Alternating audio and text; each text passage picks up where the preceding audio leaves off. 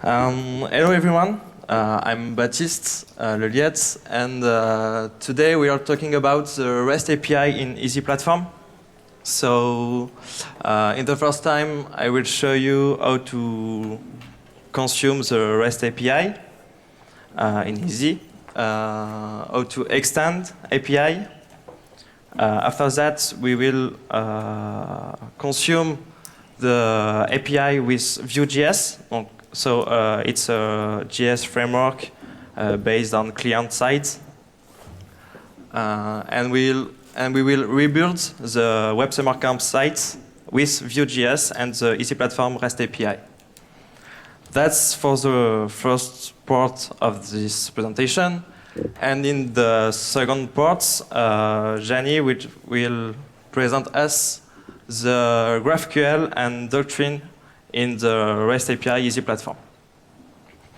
So, who can tell me what means REST? The acronym REST. No one? It means representational state transfer. So that means that your HTTP method will match what you want to do. So a get is to fetch data, post is to create, put or patch is to modify, and so on. So another question, who is consuming an API every day? Nice. And who consume at least once Easy Platform REST API? Okay, so that's a discover for everyone, at least. So Doc is life. Actually, they made a very good documentation about the REST API. So in the documentation, you will have a lot of things. You will have it's on GitHub. You will have some prerequisites, the media types, how to authenticate on the REST API.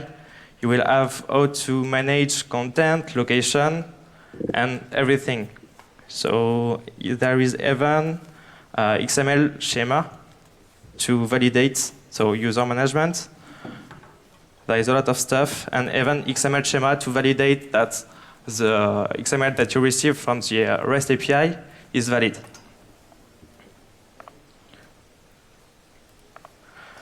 So, who here prefer XML? No one? Okay, good. That's the point. The REST API can provide you XML data or JSON data. That's up to you. Actually, I prefer JSON. I think that's the main content type that we prefer. So let's consume the API, the REST API. What do we need? We need one thing. It's accepts HTTP header that we will provide to the REST API, and it will tell to the Easy Platform what kind of data we want. And another thing we need is the REST prefix. So every endpoint that we're gonna call to the REST API will be prefixed by API/ECP/v2. Okay, I don't know if this is gonna render good or not. Okay, that is the media types that the REST API provide. A media type is something that will represent the data structure in the REST API. For example, content will represent the easy content, and so on. Content type for content type, and we have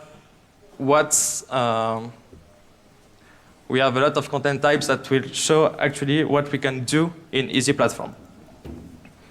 So that's this for the media types. And for the endpoints, we will have in the documentation all the endpoints. I must be here. So we have a lot of endpoints. So content views, content section, We must have location, content location. And for every endpoint, we will have the different methods that we have. Post, get, patch, put.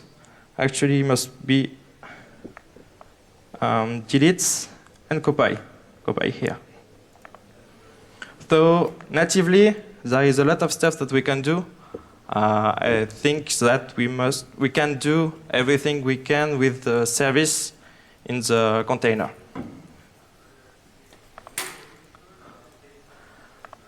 So every time you're gonna consume data in the REST API, you will have a meta type. That's the point of the REST API. Okay, so let's consume the API. What we gonna do is to build the accept HTTP header. So the first part is gonna be a prefix. It's gonna be application/vnd.easy.api. After that, we're gonna have the meta type. So the meta type is gonna be here. So content remote ID. We can have a lot of stuff. And after that, we're gonna have the content type that we want. So it must be JSON or XML. Actually, if you provide the wrong content type or no content type, it will be XML by default.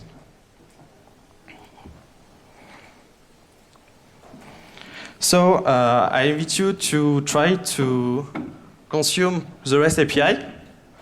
So for that, we're gonna go in the virtual machine, and in the folder Easy REST API, you will try to consume the REST API. So what we're gonna do is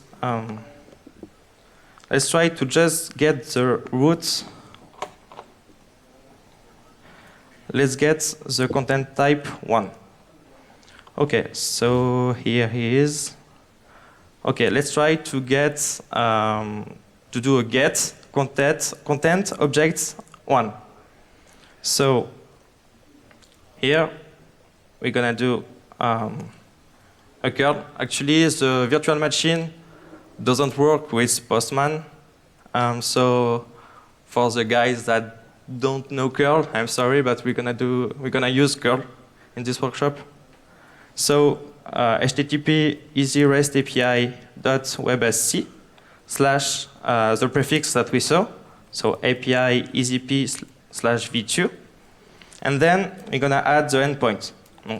Content objects /1. And what we're gonna have. Okay, look here is the meta type that the REST API responds to us. It's a media type content, and it will show you. Actually, I have Postman. I will show you better.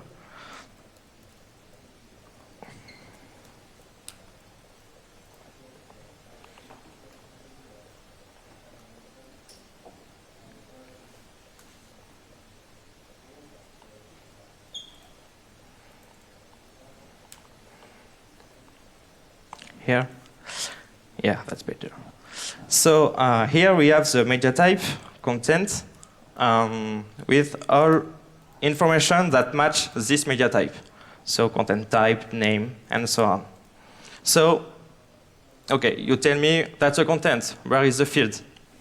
So the field is in another media type. So you have to send the accept header.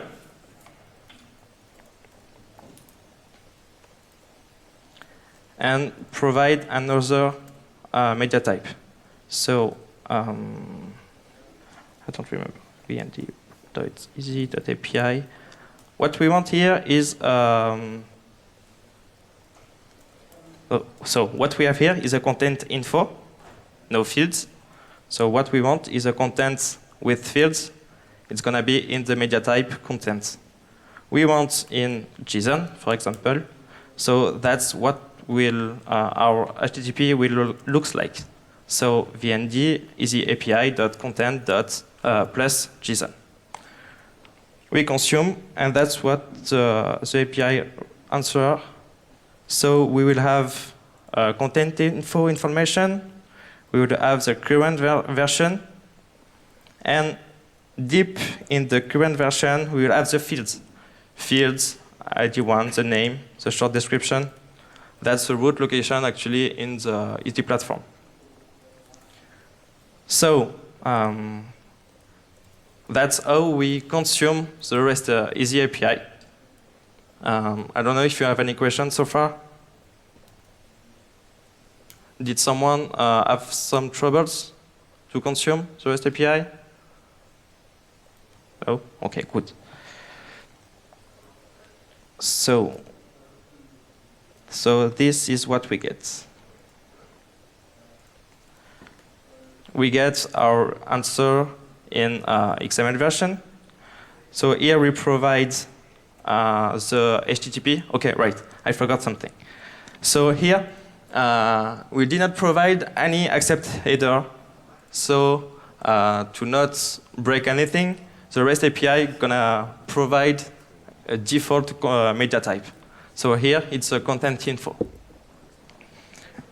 To show you that I'm not telling lies, I will show you with content info, but this time in JSON, and we have the same results, but in JSON. And here, this what I show you is to consume with content. We have our fields. So I cut off the JSON to just show you that in current version, and version info, we have some fields. Okay, now that we know how to consume the REST API, we're gonna extend it. So for this, I will ask you to go to Easy REST API folder and to do this commands. So we're gonna set up some custom endpoints to custom the REST API. So what we're gonna do, firstly, in the bundle resources config, let's create a routing underscore rest.yaml with this line. So I will copy that.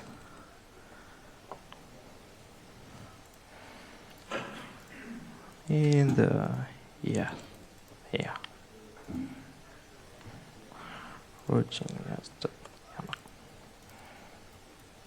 So here, we're gonna perform a search. That's what the REST API doesn't provide at all. So we will do our own search to provide good information for the website.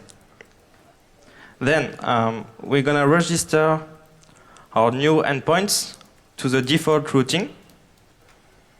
So in routing.yaml, we're gonna register our custom REST routes. Okay, I will do it just to show you this anywhere here, like this. Everybody is okay? I guess so. After that, we will create, actually I did it for you. There is a representation of our session in the REST API.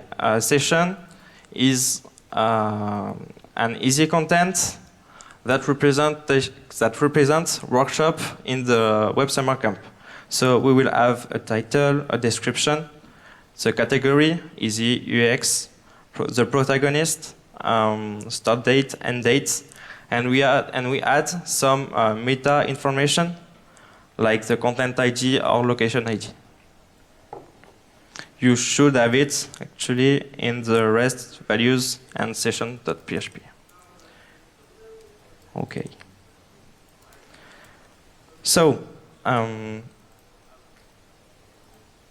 let's perform the search. So yes. Yeah, yes, we can. Actually, I will.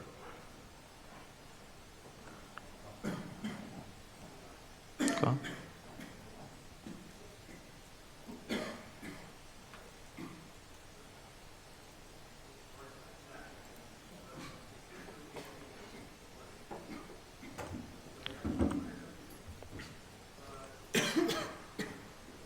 Yes.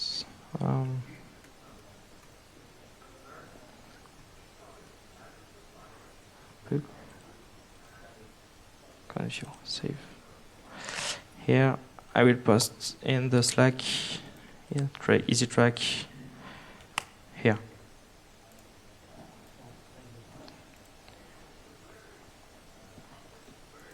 Okay. That's it. So everybody is okay? We are at the same point. So here. So here we have the a method that will perform a search. Actually, we just have some criterion, nothing special. Just do a search on the content type identifier. That's going to be station, and the category. So we have in our routing, we say that we want a parameter that's going to be easy UX or something like that. So we should be okay. So we perform the search, we find content, we build every reason, and we return a JSON response because I like JSON and I want to that my API respond JSON. So, okay, so just try to consume the rest, our new endpoint. So let's do it. We want to here. So HTTP REST API.websc. Search category easy. What? No root. Okay.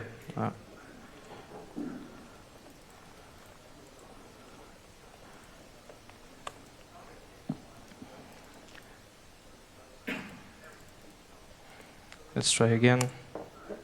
Okay, so that's ugly. I'm gonna try here. Search category easy. So we send, and that's the results. You should have this, actually. You should have a JSON response with all data that we create in the fixture from the command, from the Symfony command. Yes? What happened if you change your accept header now to some else? Actually, it's blown up. It's gonna blow up. That's the point. I will arrive to this. Here we have our answer that is a JSON response. It's gonna use the HTTP Foundation response, but that's not gonna follow the media type that I showed you earlier. We have to respect this format. That's how we extend properly the REST API. Everybody got this? Okay, so you asked, where is the media type? So that's our answer. Where is our meta type? It's like, okay, but whatever. So we have to fix this, actually, because the Easy platform provides us a lot of tools that let us extend properly the Easy platform. So in the first time, we're gonna create a session list that will represent our response. So we had this somewhere. Okay, we had an array with some object in it. Each object represents a session. So this session list will represent all the response. So in the first time, you have to create session list. It should be created for you. Yeah, here. You should have this session list. So after that, we change the response in the controller. We change from JSON to session list. So let's do this.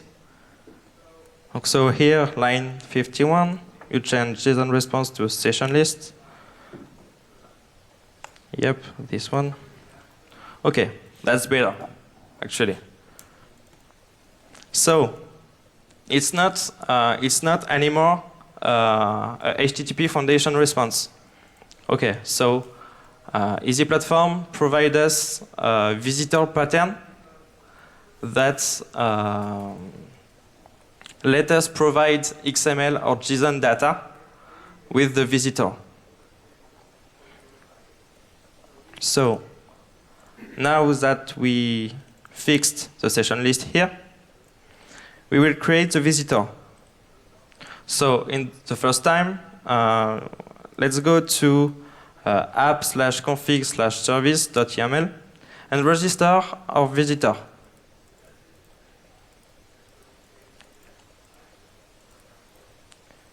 Okay, here. Yeah, the resolution is ugly.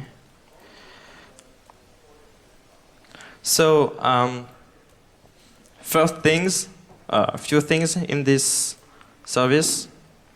So the parent must be always the same. It's going to be value object visitor .base. This will provide us some tool to respond properly with the REST API. The second parameter is going to be the class of the visitor. So it's going to be, it's not created yet. It's going to be a bundle REST value object visitor / session list. And after that, we got a tag that will tell to Easy Platform to come to our class to visit our new objects and respond properly. So here is a tag name, Easy Publish REST output value object visitor. And here will be our class. So a bundle REST value session list. That's what I tell you earlier. That the session list is the answer that we want to respond. So now that we have created the visitor, let's implement it. So in REST value,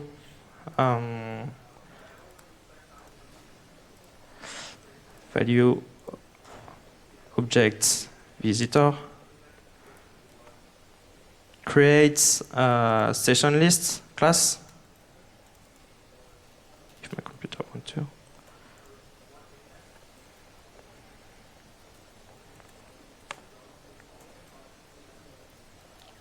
Yeah, I don't want that. This rests value object visitor. And okay, I will keep this. Okay, here. So write the visitor. So we have the class.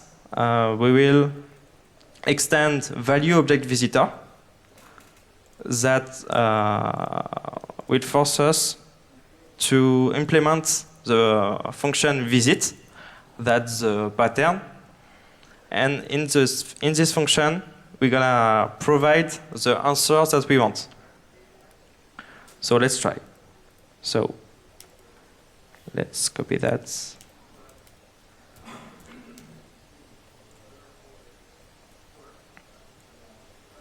Okay, import,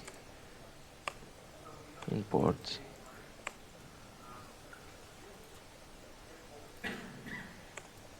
Import. Yeah, core REST. This one. Okay, we have our function visit. Now, what we want to do is to prepare the response. So for that, we will have some, actually here, some method in the generator called start object, start list, stuff like that. That will help us to construct the response. Sorry. Okay, so for example, here we start a session list. In this, we were gonna build the sessions, and for each sessions that we have, we provide title, description, some metadata actually, because if not, we're gonna not find the content ID. So start value elements, content ID.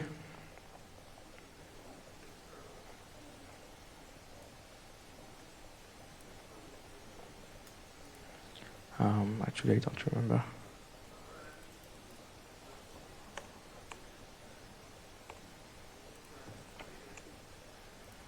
Yeah, content ID. Let's close it. And value elements, content ID. And we do the same for location ID.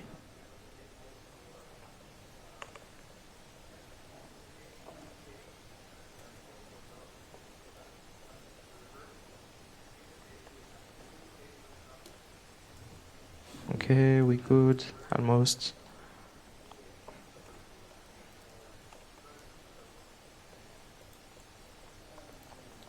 Okay, so now we have all the thing to have a proper response. So let's try again. So here, let's do some cache clear. Okay, let's try again. Okay, we good. Actually here, now we have our media type. I don't know if I can, yeah, whatever. So here we have a session list, the media type that match our request. So the sessions, and we have the array. Oh, what's gonna do here? I did something bad. What? Yeah, right. What? Yeah, right. Here, here. Okay, let's try again.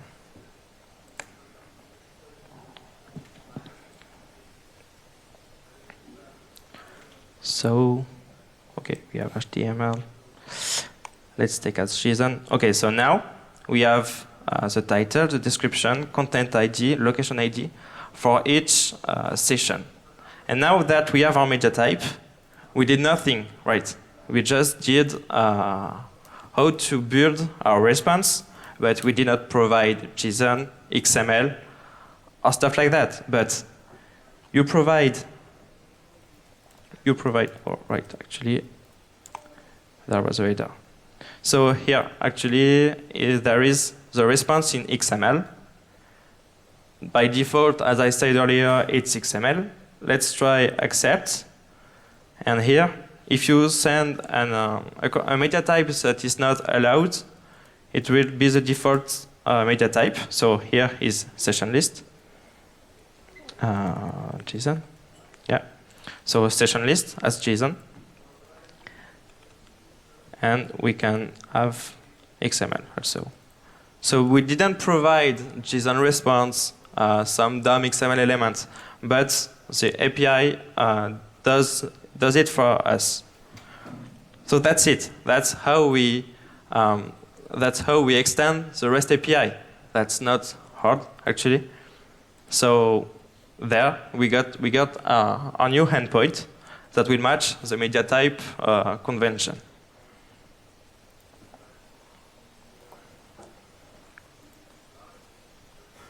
So here is the visitor in XML. With the accept header as JSON, we have JSON. So okay, so finally, the REST API Easy Platform is easy to use. It's easy to create endpoints.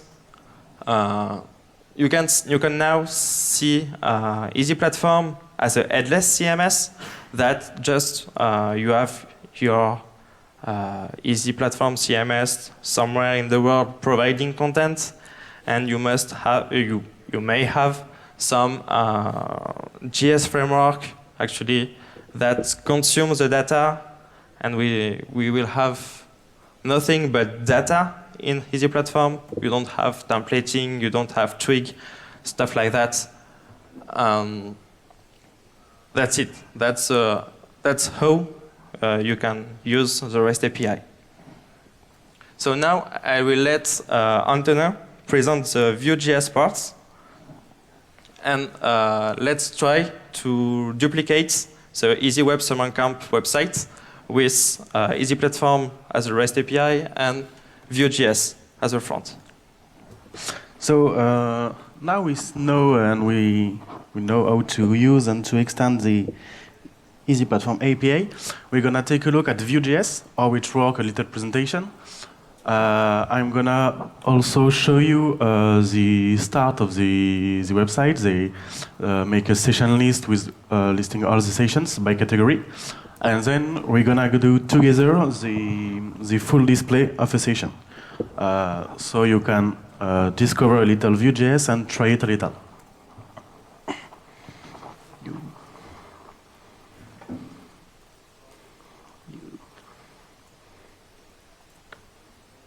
Okay, who know Vue.js?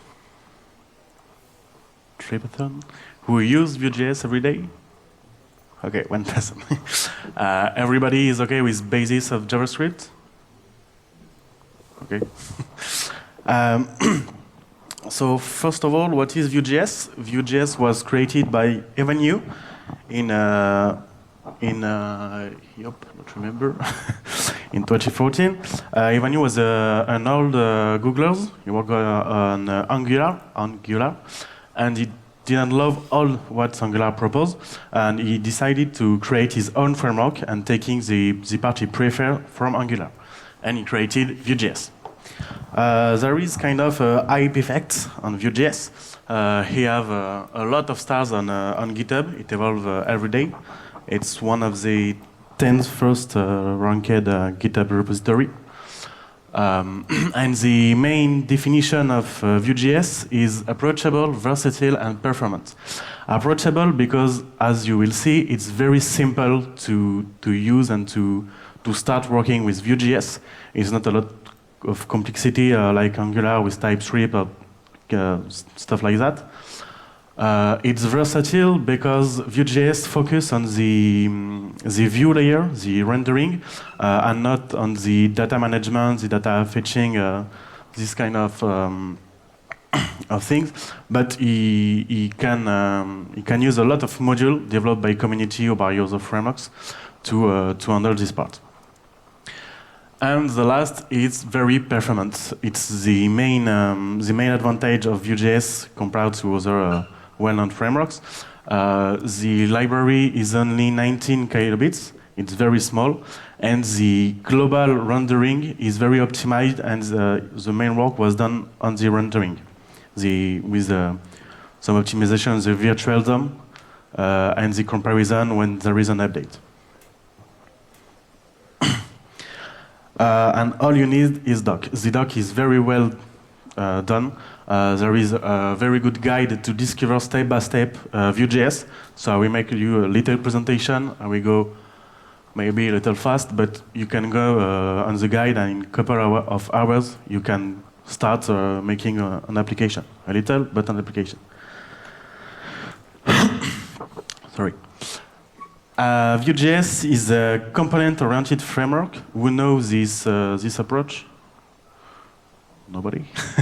It means that everything will be a component. A component is just a small bricks, a small box with its own functions, with its data, with its template, his view. And a component can have some children. So in Vue.js, a single page application made in Vue.js gonna be one big component, and in its component there will be a lot of components with children, and can be very deep. And the main things to remember about components, it's components know its data, or his parents give data to the child. The child never updates the data, never write data. He just send events to his parents. He say, hey, maybe as chance a button was clicked, and the parents update the data and resend new data to child. And the more simple view object we can make is it. We have a little templating, and we just declare a new view, and we give it a name, and we give it an element, and the object will bind him to the DOM element. And by doing this, Vue.js make a virtual DOM, a virtual representation of the DOM in memory of the element, the binding element. If we take a sample page as simple as we know on the web, with some header, footer, the widget and the column, and some news and sliders, the written code will be very simple.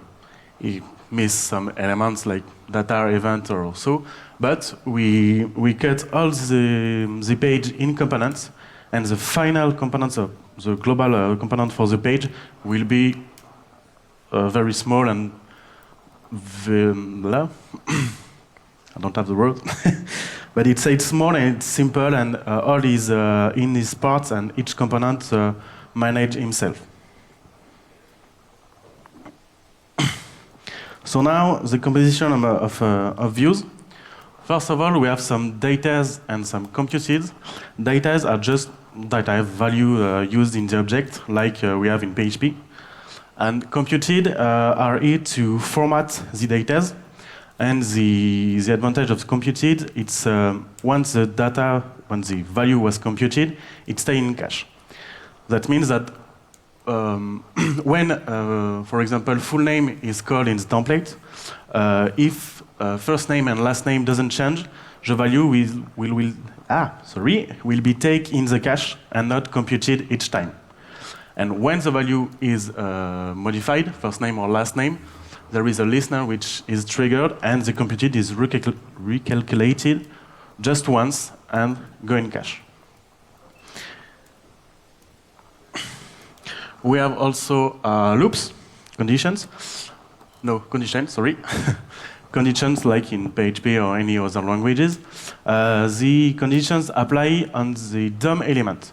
It means that if first visit is true, the DOM h1 will be displayed, and not the second. It's not in the inner content, but exactly on the DOM element. We have also loops, like I said. If we have an array in the data, or computed or anything else, we can loop on an element, DOM element again, and for each date in our array visits, there will be a new li in the HTML. And all that we have see here, the else, the loops, etc., it's called directive. It's directly inspired from Angular, and it's JavaScript code that is executed at the rendering, and each directive has a code with DOM elements and some values we have after, and these directives have the control of the DOM, and this will be modify the DOM and update the DOM. And we can also make custom directive. I make a little example here. And we will see it later, but we have a lot of directives. We have vshow, von for events, vmodel to bind data to input in form, for example. And we also have the vbind. The vbind is used for using view values, like data or computed, inside HTML attributes. Like here, the href for the A. the part in the quote will be executed like JavaScript, and because we are in a Vue.js context, it will try to take the docklink value of the data of the current view.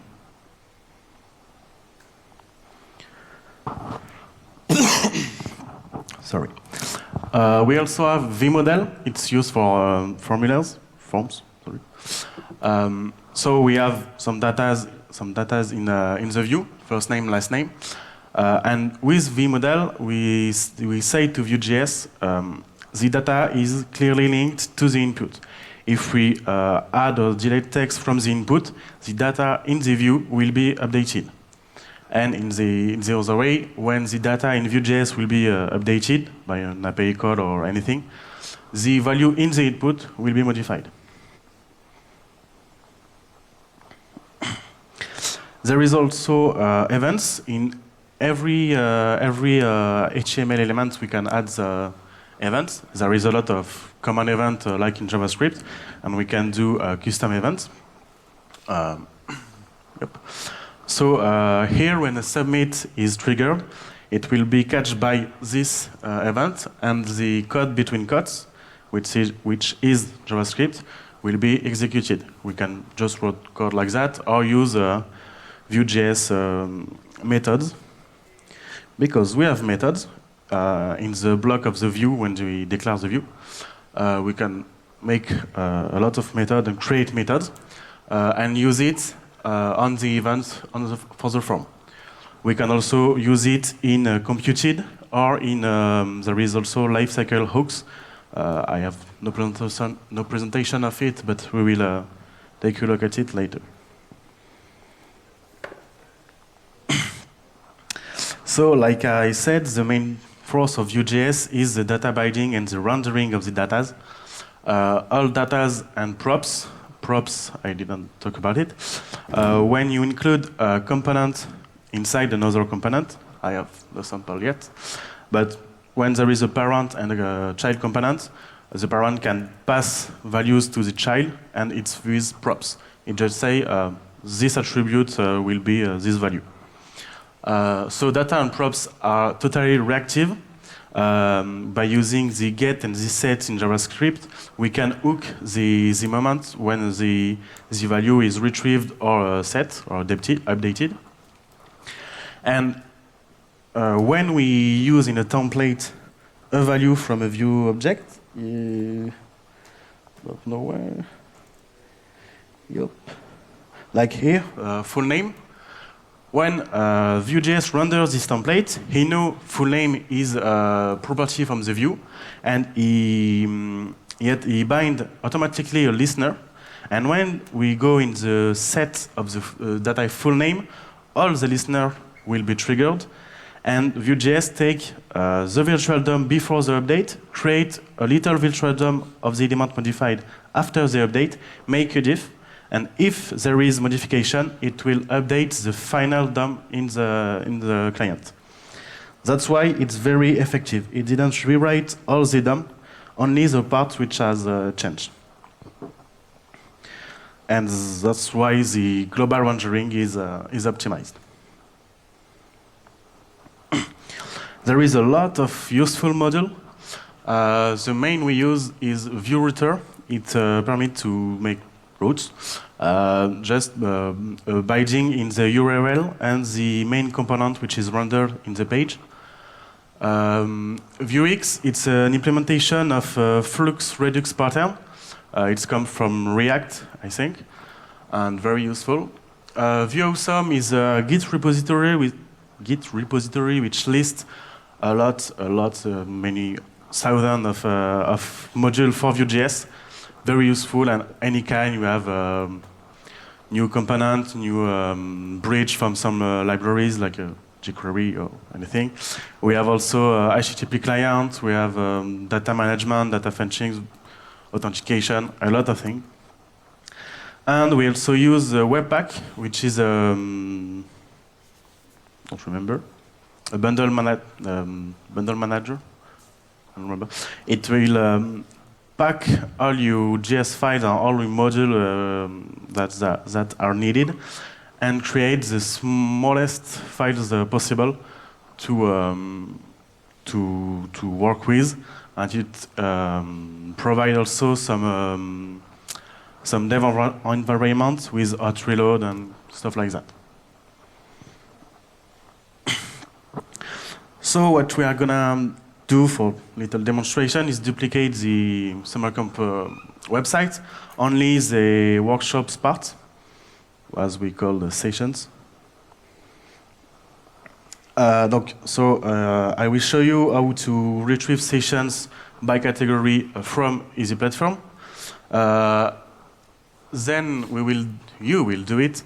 Install the view environment. It's very simple. And display full session. You will have some example from the previous part done.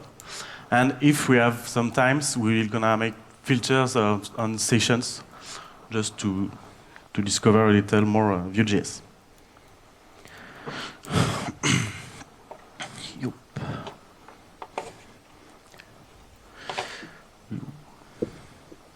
So we will do it later.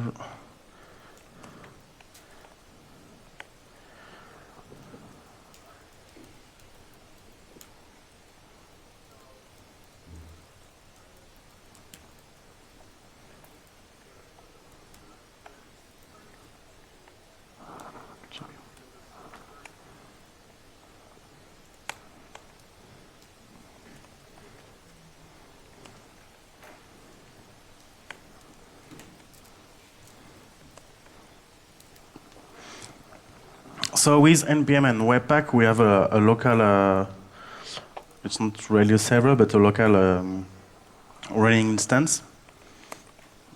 It's as simple as running npm run dev.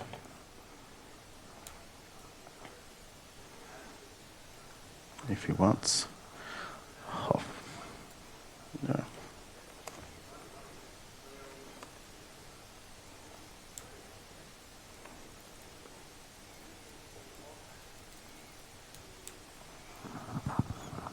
This workshop is very well prepared.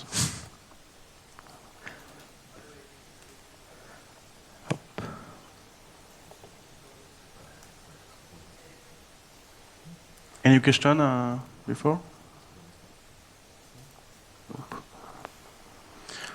So now we have the application running at localhost.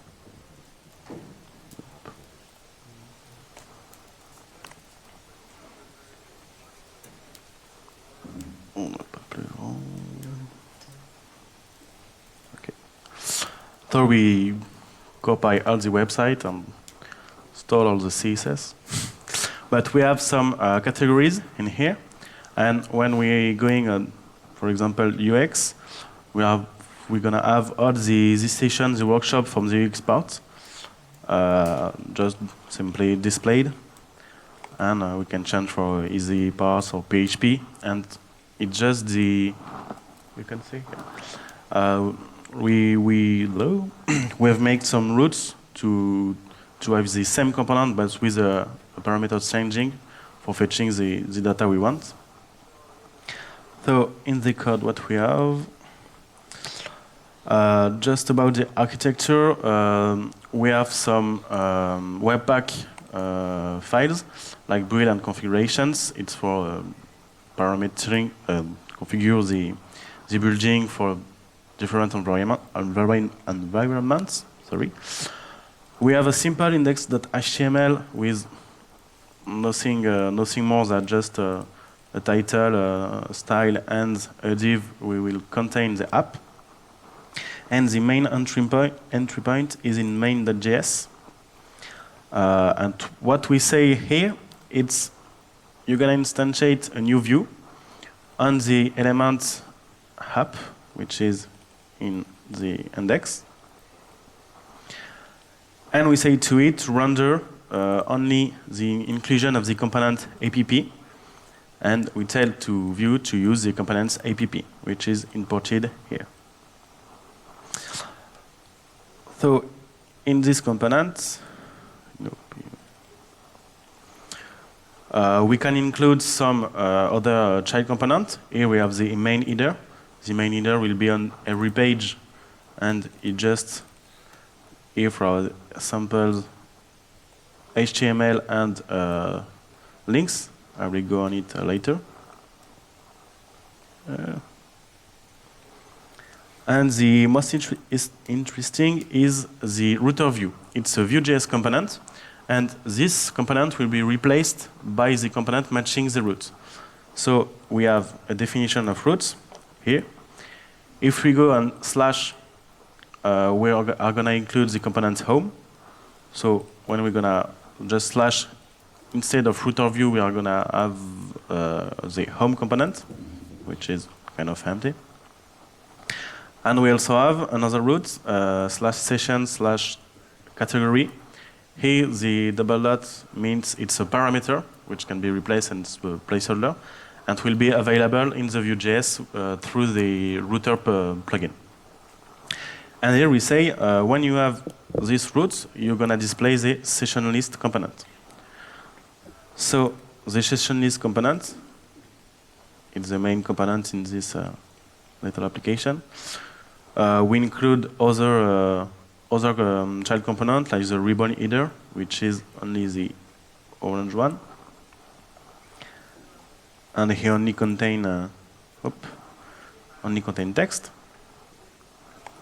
And Vue.js know which component use here because we import it here, and we tell to the view, the view object here, you know the ribbon header component, you know the session item component, and then it will make a match between the HTML element and the component name.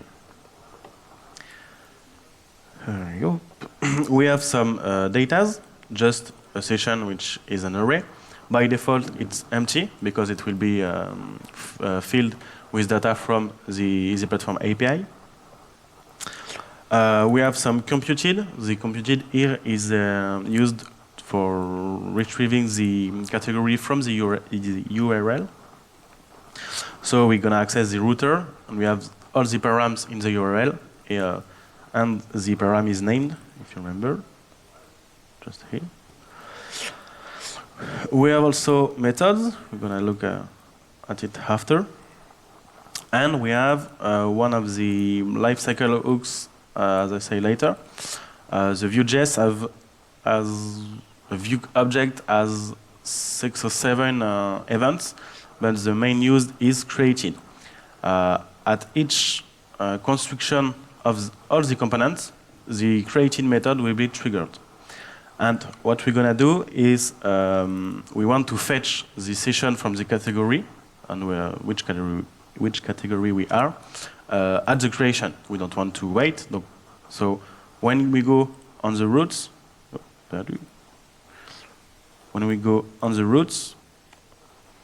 at the created view, the code retrieve the category here and make a call to API platform, to Easy Platform. Sorry.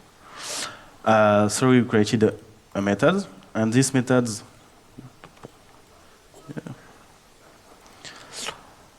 what this method does is only we use Axios, which is a plugin, a light HTTP client, and so we create a HTTP client with the base API URL.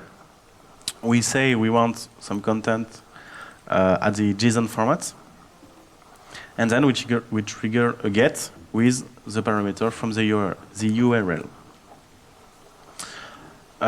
Everyone know how promise works? No. If you have a question, you can interrupt me. But it's for handling errors and successful case. So here, if we have an error during our call, we are gonna here, just a console.log for the example. But if all is okay, we're gonna take the response, take the data, and store the session arrays, like we see later.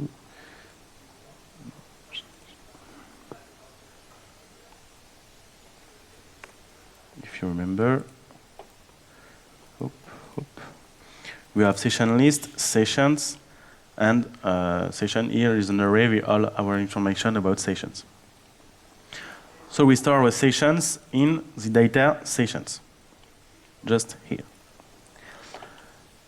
And then we have created a component session item, which represents one session with all its information, the dates, the hours, the title, the descriptions, and the speaker. So it's another component, like defined like the session list, with a template part and with a Vue.js object part. We have no data, but it's common to let it in the object. We have some props, what I told you sooner.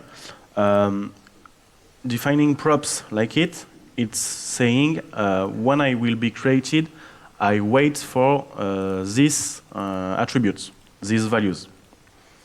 And also computed just a bad copy-paste. So when we create a session item, it will wait some data for these properties. So when we displaying session item, we have to give him a date, hours, title, description, speaker, and then. And for it, we use the v4 directive, which is a loop. For each session in the sessions we got from the API call, we're going to include a session item component. The key attribute is needed for Vue.js to know which element of the array is at which place in the list. Because when if session is updated after 1 minute, the list will be automatically refreshed. So here we're giving just the content ID, is the more unique ID we have. For date and hours, we use methods. It's just method to formatting data. Donc with moments to format date, more simple. And then we just use the session value declared here to give it title, description, and protagonist for speaker. Another thing interesting here, I didn't talk about it later. So now, there is a notion of watchers in Vue.js because only the datas and computed are reactive, but sometimes we want to react on other things than datas. For example, here when we change the category in the URL, we want to fetch the new sessions matching this category. For it, we tell to Vue when this property is updated. So here it's the category from the URL. We want to execute this function. And so when we change category, the item is also updated, and the sessions are updated also. It's quite fast. It's a simple example, but it's very fast, and just by changing the URL. Do you have any question about it? Another thing I didn't show is how to make routes link. The Vue router comes with the element router link, and it's a way to make link instead of the A element. We just have to fill the two attributes, and we gave it the name of the routes we have defined. Here, the name is session list, and here we create a link to a session list with parameters, each time different.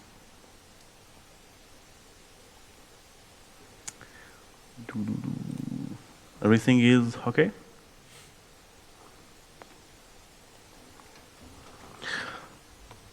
So now you are going to use Vue.js. So you have to clone the repository of the Vue.js sample. I will send you this on Slack. Oop.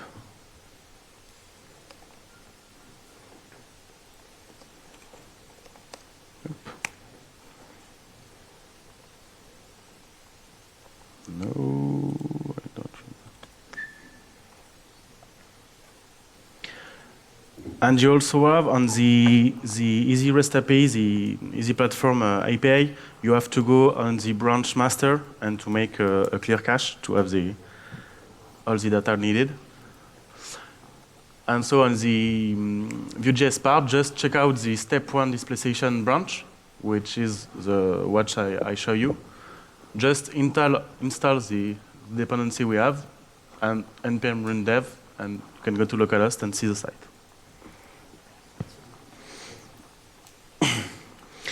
So now what you are going to do is to display the full session, the detail of the session. So here is the main step. You have to create a new component. So you can just copy an existing one and renaming it.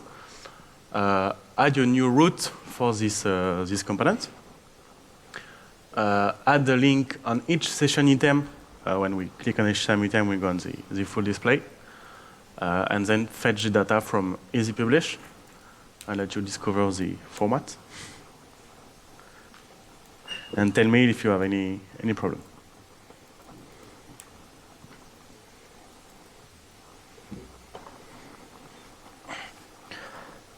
First step is to create a new component.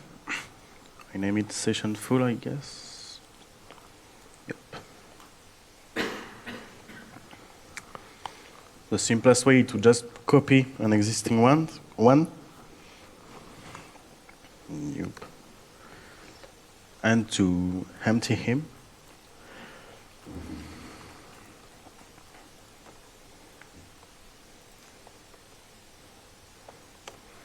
And don't forget to change his name.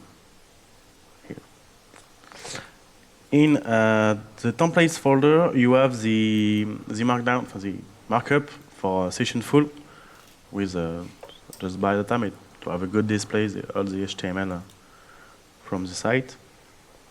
So we just copy him.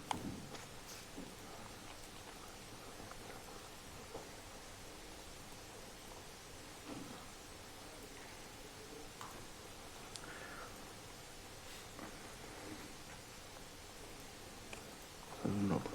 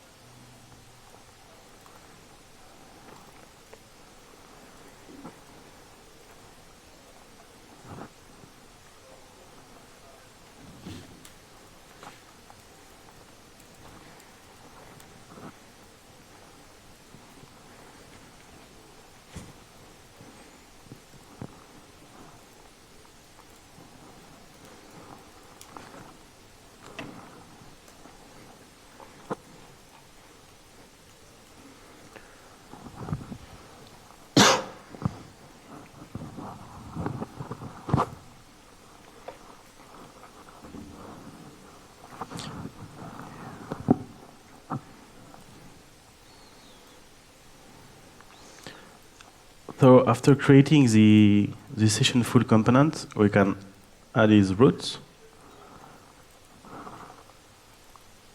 What?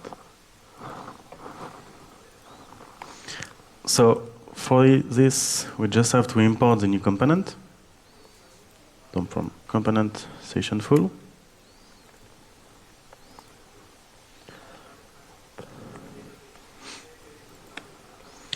We add a new root.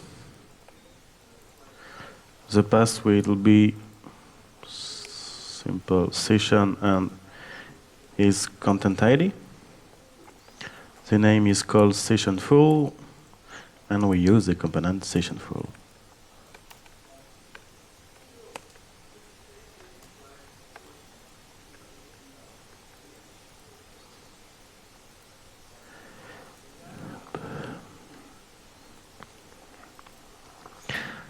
And now, if we go on this route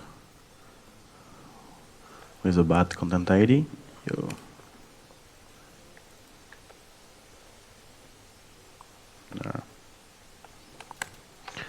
we just have the basic session. now we have to fetch the corresponding object in easy platform. And as we have seen, you can just use the where I am. Just like in the session list, you have to in the created live hooks to trigger the HTTP call to get the session detail. And the route will be, I know it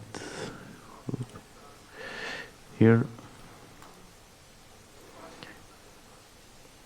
The endpoint is API EZP v2 content objects with the content ID, and the header type content and the JSON format.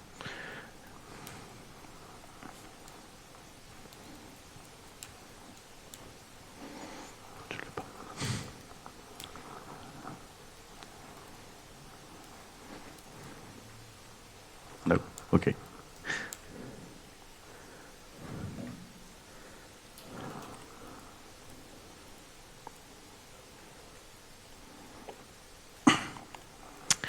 So what we can do is simply copy the call from the session list in the session full. Nope. So we use the created live hooks.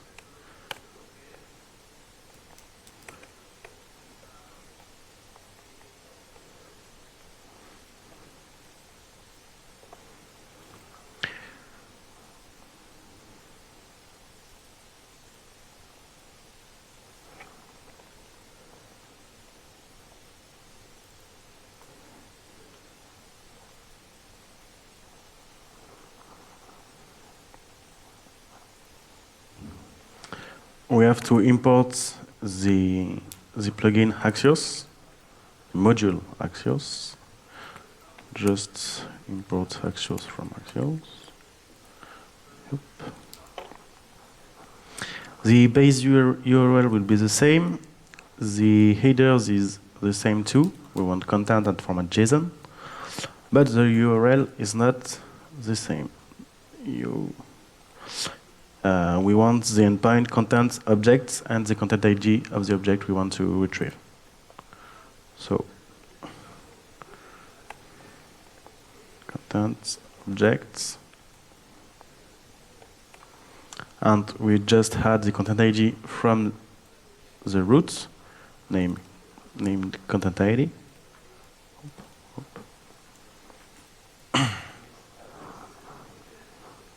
Thanks. And what we will do is just storing the session we retrieve in a data in the view. So by default, it's null. Oh, I don't remember.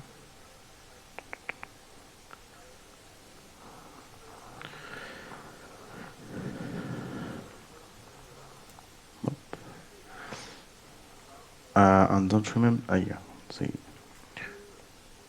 We are going to just display in the console the response to take a look at what we get.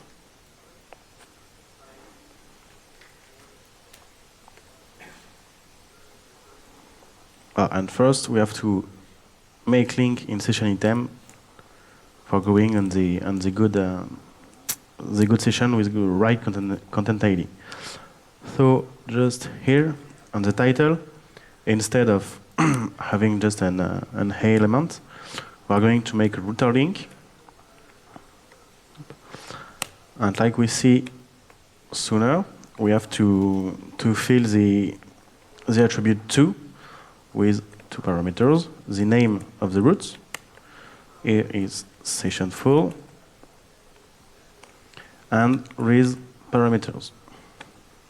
So here, the parameters are just the content ID. And the content ID is, we have to add it in the props. So we just say we wait a content ID. So in the session list, we add the attributes, where we loop over all the session. and just say to the component, in the content ID, you have the value session.content ID. There is a little difference between the attribute we wrote here and the props. It's because of the HTML norm or convention, where all the words are separated by a dash. So now here we have the content ID in the session item. So in the root declaration, we can use it. And we display the title in it. And we can remove the old one.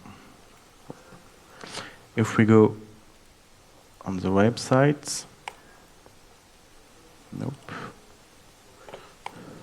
We go on the easy track. Now we can see we have a session slash the content ID, and in the HTML it's really a element which replaces the return link. So if we click on it, go on the console. This is the answer for the Easy API. And we have some metadata, and we have the data that interests us, and we have data, content, and all the information about the easy content. But the fields which we want are in versions, current version, no. Oh, current version, here, sorry. Version, fields, and here we have all the fields. It's not very well formatted to use directly in Vue.js or in JavaScript in general, but we have all the information we can use every time. So you in session full, here which interests us is just the field, the array field with all the values. So we're going to store in the session data, data.content.currentVersion.version.field. So just the response data.content.currentVersion.version.fields, I guess, .field. And if we display it, we are saying we have just the interesting values for this example. Yep. And we have an array with the field definition identifier, the field values, the ID, language code, and all the information. So now we want to use it in our template here. We could just use a session.0.field value, or we can use computed, or we can use methods. There is a lot of many approach we can do it. But one of the method I choose is to have a computed per property. Donc we're gonna make some computed.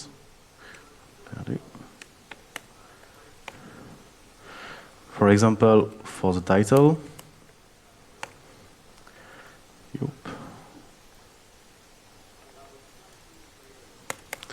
it will return this session, and the index was 0. And what we want is the value, field value.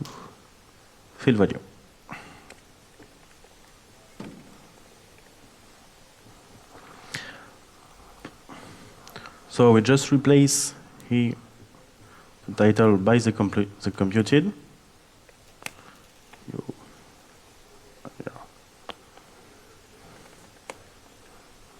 And if we go on our page, it doesn't work. Okay, it's because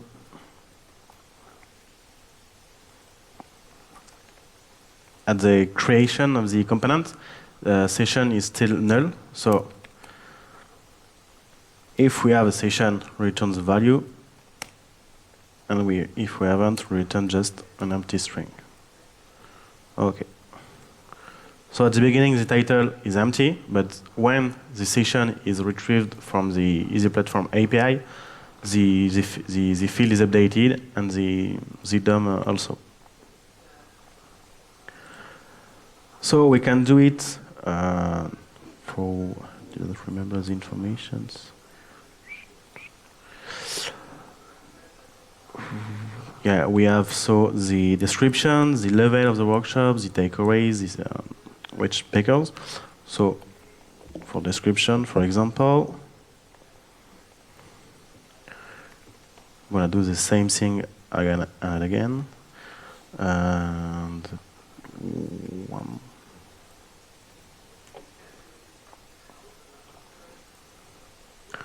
And it just use the computed.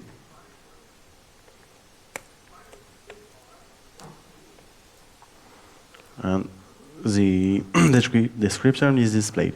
But the problem is if the format of the session is changed, or if we use another route or anything else, it could be broken. So we can use in computed some methods. So here we work with easy value. It's really proper to easy to have this kind of definition of fields. So in methods, we can create a method get easy field value, which take only the index as an argument, and return an empty string or the value if the session is present. Yup. Yeah. Why is it whining?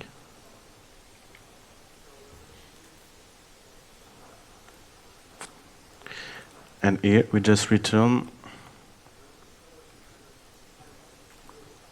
get easy field value at place 0. Use the index here. Okay.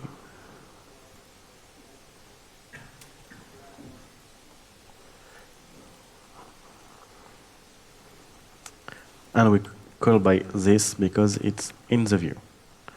And same for title, we just change the index.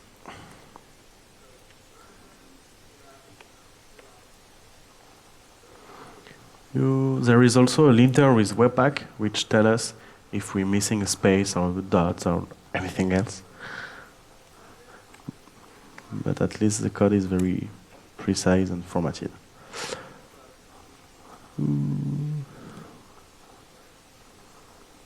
Okay, now we have so the title and the descriptions, and we can add all the fields we want. Do you have any questions? Okay, so it's all for me. We will take a break, and then Yanni will talk to us about extending the API and using it with GraphQL. Thank you for coming.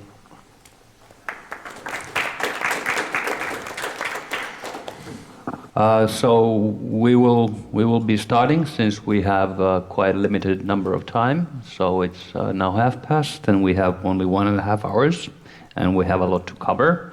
But hopefully the initial part will actually be quite straightforward.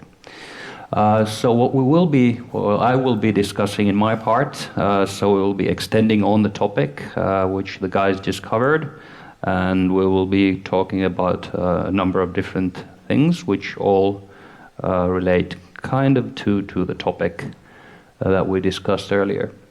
So anyway, my name is Jani Tarvainen. I work at Easy as a professional services consultant. So I help people use Easy at easy. And then I explore some technologies and so on. And the topic here we will be discussing is just remembering that with Easy Platform now being a Symfony application, you shouldn't use maybe Easy content repository for everything, which is the part about the doctrine ORM. And then we'll also do a brief deep dive into GraphQL, which somebody of you may have heard of, but it's sort of a protocol for data transfer and a query language for that. Well, that's something that you will get some experience on. Good. So you can either get the slides from this address, and I also posted the link in the chat, in the Easy chat room. So if you miss it, just tell me, and there's some code which you can copy paste. So what we'll discuss, as I briefly said, I'll just accelerate from talking this kind of things, hopefully. So we'll take a look at quickly how to expand upon, I think, Baptiste talk about the extending the backend with a new REST API point. But you're not obviously limited to only using Easy as a data source there. So in many cases, you may want to use actually something else. Then we'll also take a look at GraphQL, as I discussed, how to use it with Easy Platform. And then finally, hopefully, we'll have time, at least for a demo and a walkthrough, not necessarily doing the code, depending on the schedule, for extending the GraphQL and adding that endpoint. So this is has something to do with both Symfony, Easy, and then some extension bundles that are available. So first we'll start off with the doctrine ORM as a backend for Easy Platform REST. So first of all, some questions on why.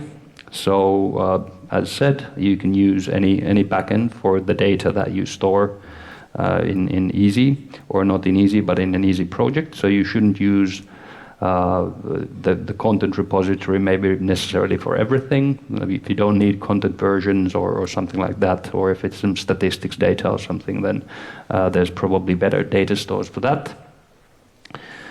But still, this ties into some of the talks that we've had here, also during this conference. So at least there was the API platform talk. Was it yesterday? I didn't visit that, but there's sort of architecture which you can create APIs on Symfony. And then yesterday there was also talk about using Easy and Doctrine ORM. So it kind of goes there. And we also touch on HTTP caching, kind of, so it's a mix of everything.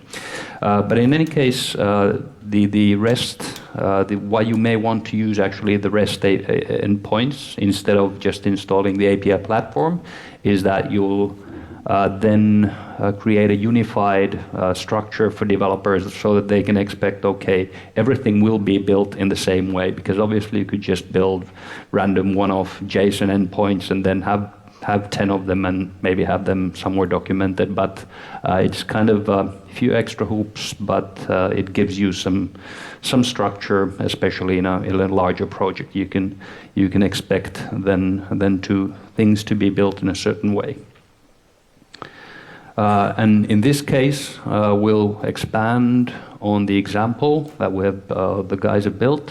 So we had the Web Summer Camp website, which is now a Vue application, which is storing the content for the sessions information. But what we'll do is we'll add Doctrine ORM endpoint. So the Doctrine just contains the attendees. In our case, they could be something completely different, but usually maybe it could be some third-party CRM system or wherever those people that are attending are actually placed in, not as users in Easy, but some other tool. And the key here is that it's pretty close to showing the Easy content as in any other content using this backend. So in this case, I'll be using the same exact checkout. So not the view application, but where we extended the REST API. So depending on kind of your feeling, you can keep on writing. But I think if you want to jump to where we are now, you should take a look at the slides and get up to date. So the first step is that the starting point for the application is in the JANIT-1 branch. Then you'll need to run composer update, and then we'll run the doctrine schema update. So we're not going to build the doctrine entities. We'll assume that you're familiar with the doctrine entities, so they are here. So we have an attendee with, in this case, the configuration is in line here using annotations. And maybe not this one. It's always a challenge to have multiple operating systems. But in any case, the idea is that we'll also generate some attendees so that you have some data because we don't really have any CRUD interface. And then we have some files there which are there by default. Then what we actually now have is we have doctrine entities and pretty standard stuff. We have one controller, which is very simple. So we just in the controller list dump the attendees. So you need actually to run in the development environment. So you'll need to change to the development environment for the dump to actually be available. So anyway, we want to expose, in addition to whatever we had earlier, or the extended search endpoint, we'll want to expose these entities using the same framework as we used before. So it is a kind of repetition. There was the postman, so just the client. So if you want, you can install it. And the idea here is that we'll do this in a fashion of error-driven development. So I will code, and then hopefully I will fail, but then during the next part we'll move forward from there. If you want to catch up, you can catch up by checking out the other branch and so on. But as I said, there's limited time, and lots to cover. So anyway, first things first. We don't need to install Postman because I have it installed. So it's just the client that we looked at earlier. You could, of course, use curl or whatever. So just pretty similar to what we had in the earlier presentation. So we'll just not do anything very exciting. So the API controller or the backend that was built in the first half, it's here, but I used a separate controller, so the dump all action is here. So what we'll do simply is just paste a simple action here. The action just gets all the attendee items and so on, so there's not a lot to do here. There's some missing namespaces still, but that's fine. But this is pretty standard stuff. We will use this in the same way as we did, so we'll just kind of walk through the same steps. So now we have a controller because you need a REST controller. The REST controller could do a number of things, but then to expose the controller, again, this is very similar because we kind of have the previous session on here. So in resources, routing REST, we actually already have in this here. So it's the list attendees. So this one is just regular roots, but they have the prefix for the REST endpoint and so on. But this is standard Symfony stuff. So controller, then root, then what was the sort of magic? So we had the value. As we went through, so instead of you returning a response, you return the value, which can then be encoded or what's a fancy word, not encoding, but anyway, output as XML or JSON, depending on these. But in any case, so we'll just add it next to the one which was working with easy. So we'll add it here. So this is the attendee list value because we're getting a list of attendees. We have the session list and session which were used in the headless site. So to this file, what we need to add is the just sort of a value object. Let's see here. So I will add this to values attendee list, and let's see what's here. So here we have now the attendee list. It's under REST values just next to any easy object. There's nothing really special about that. You could actually do the exact same thing when you're working with, or you would do the exact same thing. And then, obviously, we need to add the namespace to the controller because we had this here, complaint. There's a lot of things in the controller which we don't actually need, but this one should help here.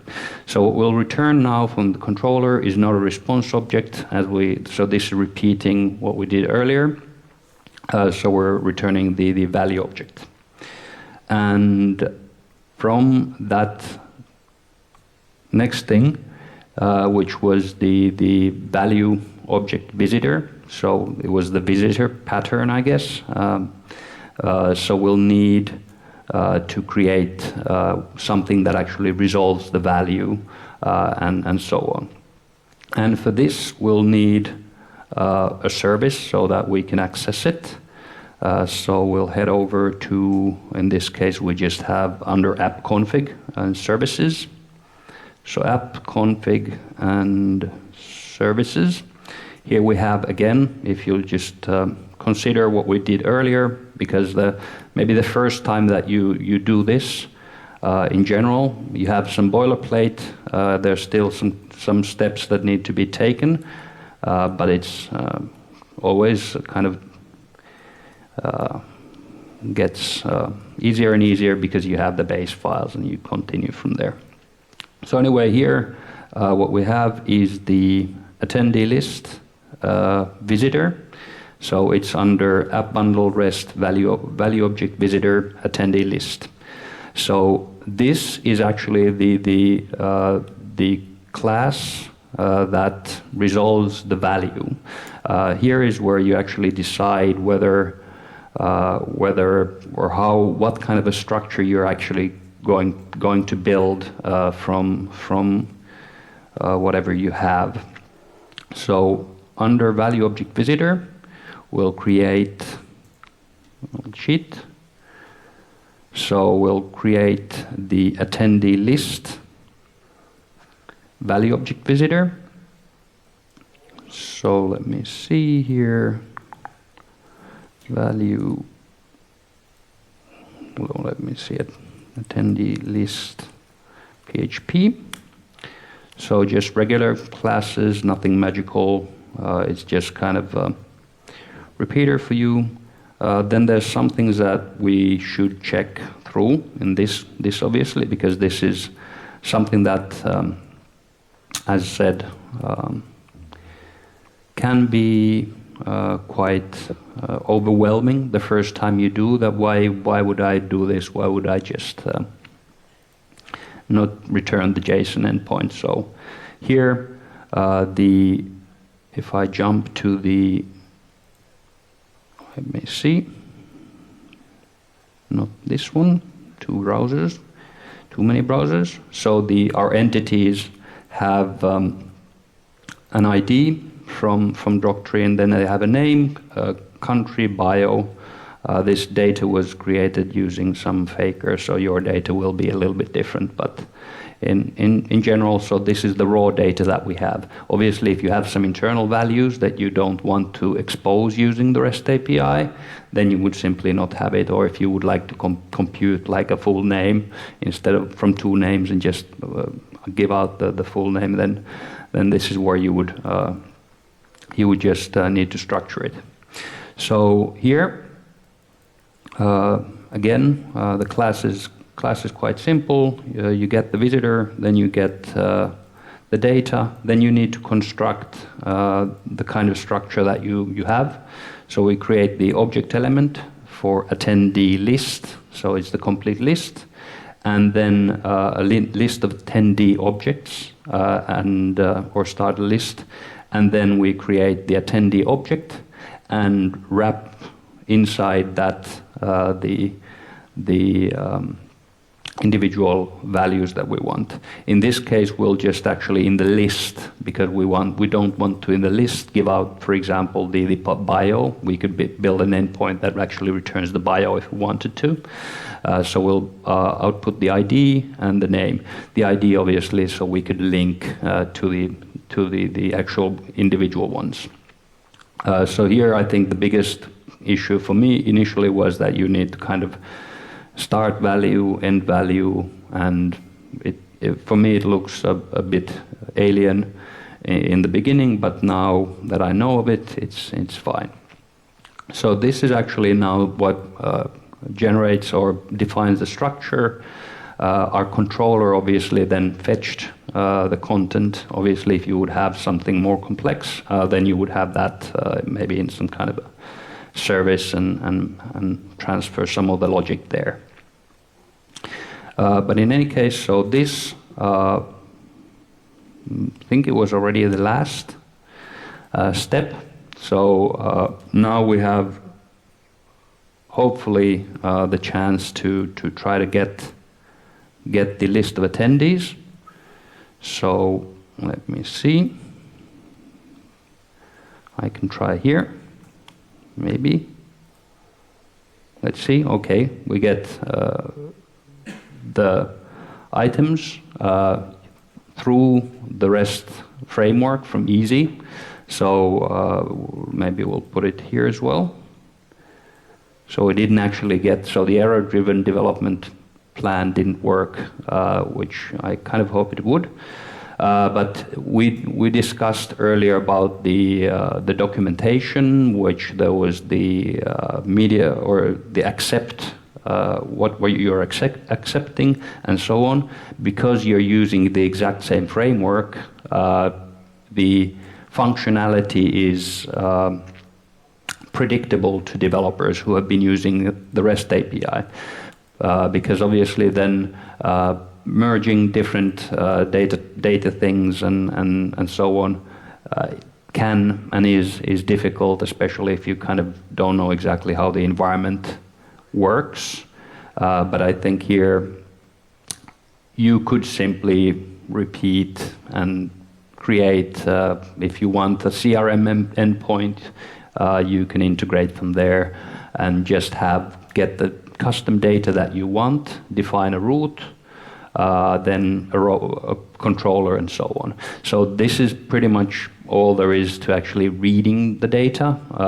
Or authentication and posting is something that's also obviously part of it and documented and so on.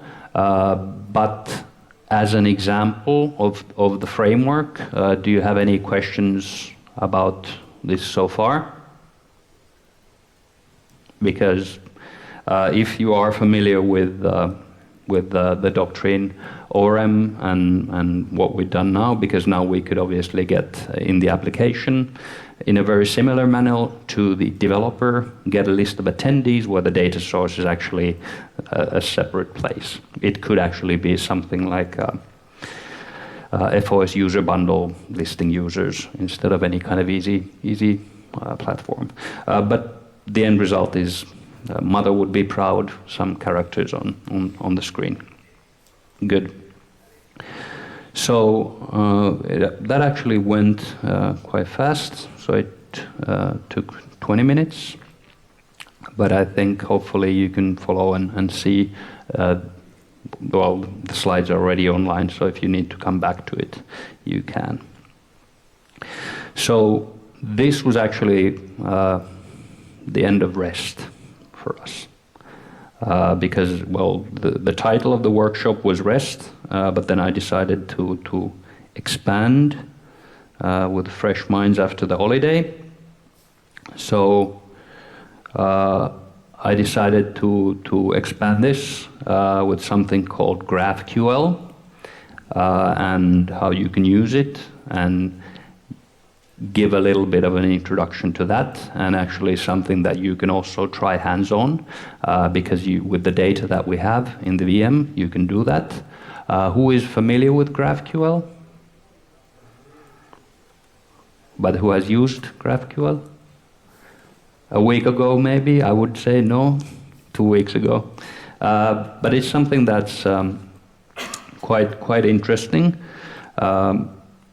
It's an alternative approach to REST. So briefly about REST, so there's you send requests and then you get something back. You have a ton of different API endpoints, and then you can define what content format you want your data in, and so on. And it's all built around verbs. In this case, it's usually HTTP. But it's not necessarily, you don't have to use HTTP to use REST, but it's that you get, and it was that you want to read, you want to patch, then you will update something, and then if you post, you will create something new. So this is what REST is, but a REST interface doesn't actually say anything except kind of how somebody thought that a RESTful API should be. So there are some standards or techniques that help discovery of REST. So you send and it tells you, like the easy route tells that what endpoints are available and so on. So there's some extensions to help work with it. And in any case, GraphQL is not going to replace REST. It's a bit different tool, but in some cases it could be a good tool. The key thing is that instead of REST being just a style to do things, GraphQL is a specification that was September 15, 2015, so 2 years ago. The specification for GraphQL was published. It's originally from Facebook, so they've used it for mobile application for, I don't know, since 2012 or so. But since sort of the 2000, well, a little bit less than 2 years, but around 2 years, it's been adopted by quite a few different organizations.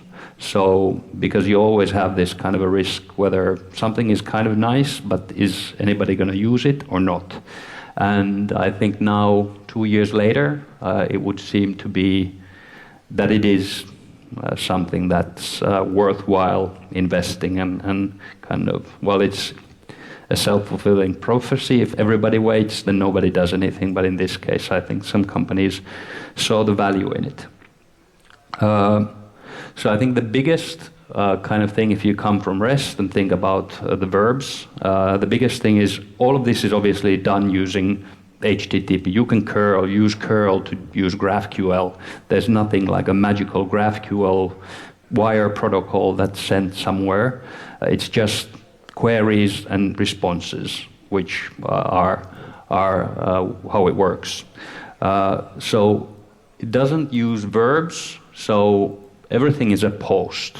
So the post, you can send a query to get data. So you send as the post payload a query which has its own language, and then it will return a response, which is, I think it's only JSON actually, there's no XML, and even the query kind of looks like JSON without the keys. But this is something that you can actually try out just in a few minutes to kind of get a feel for it. So the other, I will just be doing reads and to write to a GraphQL endpoint. It's called something cool, mutations.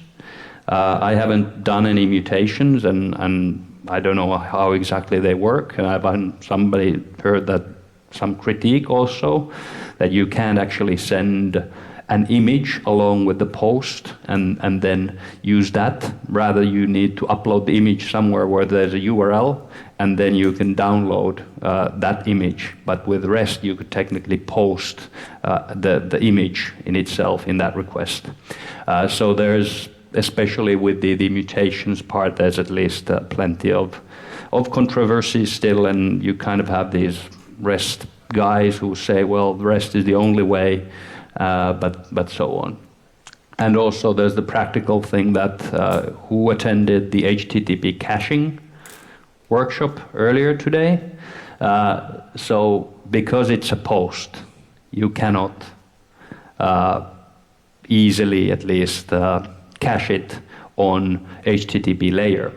So there are actually some people have hacked this and used get with GraphQL, but then you have a specification, but you don't want to use the specification, and then the specification kind of loses maybe some value. But in any case, so if you want to cache GraphQL responses, then you would probably do some in-app caching, more or less, so that for each query, then you just have an intermediary, whatever you want to use, Redis or something, just to store something for a while, and if it's repeated. But on HTTP layer, it's not as straightforward to cache. And I'm not saying that caching REST is very straightforward, but in any case, so this is just a brief understanding of sort of the basics that you could kind of maybe even call it a REST, but if you read the REST book, then it's definitely not a RESTful API. So what GraphQL actually is, because the name especially sounds like it's some kind of graph database query language like SQL. It kind of is, because it's a specification for a language, but it's also then a bunch of specification on how to create clients and servers, because you can create quite complex clients so that the client also handles caching. You can also do so that the client library knows what's been requested. I will hold it to myself rather than just an HTTP request and so on. But in any case, so there's a specification on how to build those, and it's not trivial. There's a lot of features there to build. There's things like a query you can calculate, you can give how complex a query is, that maybe you cannot even make such a query because you could bring the endpoint down if you want to add, you want to give me all the names of every person on the planet.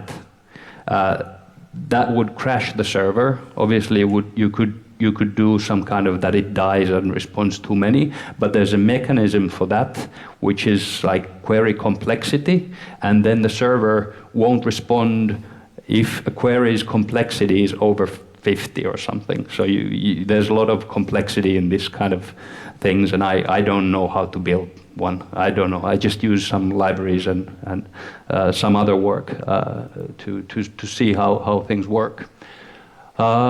But other things which is really interesting is that it's strongly typed, so that when you define your endpoint, you need to define that this is a string, this is an integer. So I guess those are scalar types, but you can also define object types and you can also define nested object types, so that you will know that your endpoint will return, in our case, which we will build, is that we will have an attendee list. And in the attendee list, we will have an ID for that, because you always need to have an ID. It's just a hash with a query. But it will be embedded with objects of type attendee. And this allows then for the clients, which we'll just take a look at one commonly used client, to allow this kind of IDE type of features, because it knows the types. Obviously, you need to code it so that it is really, it's not magic. But it allows sort of exploring the API is quite simple. Well, not quite simple, but at least you have documentation built in into your API.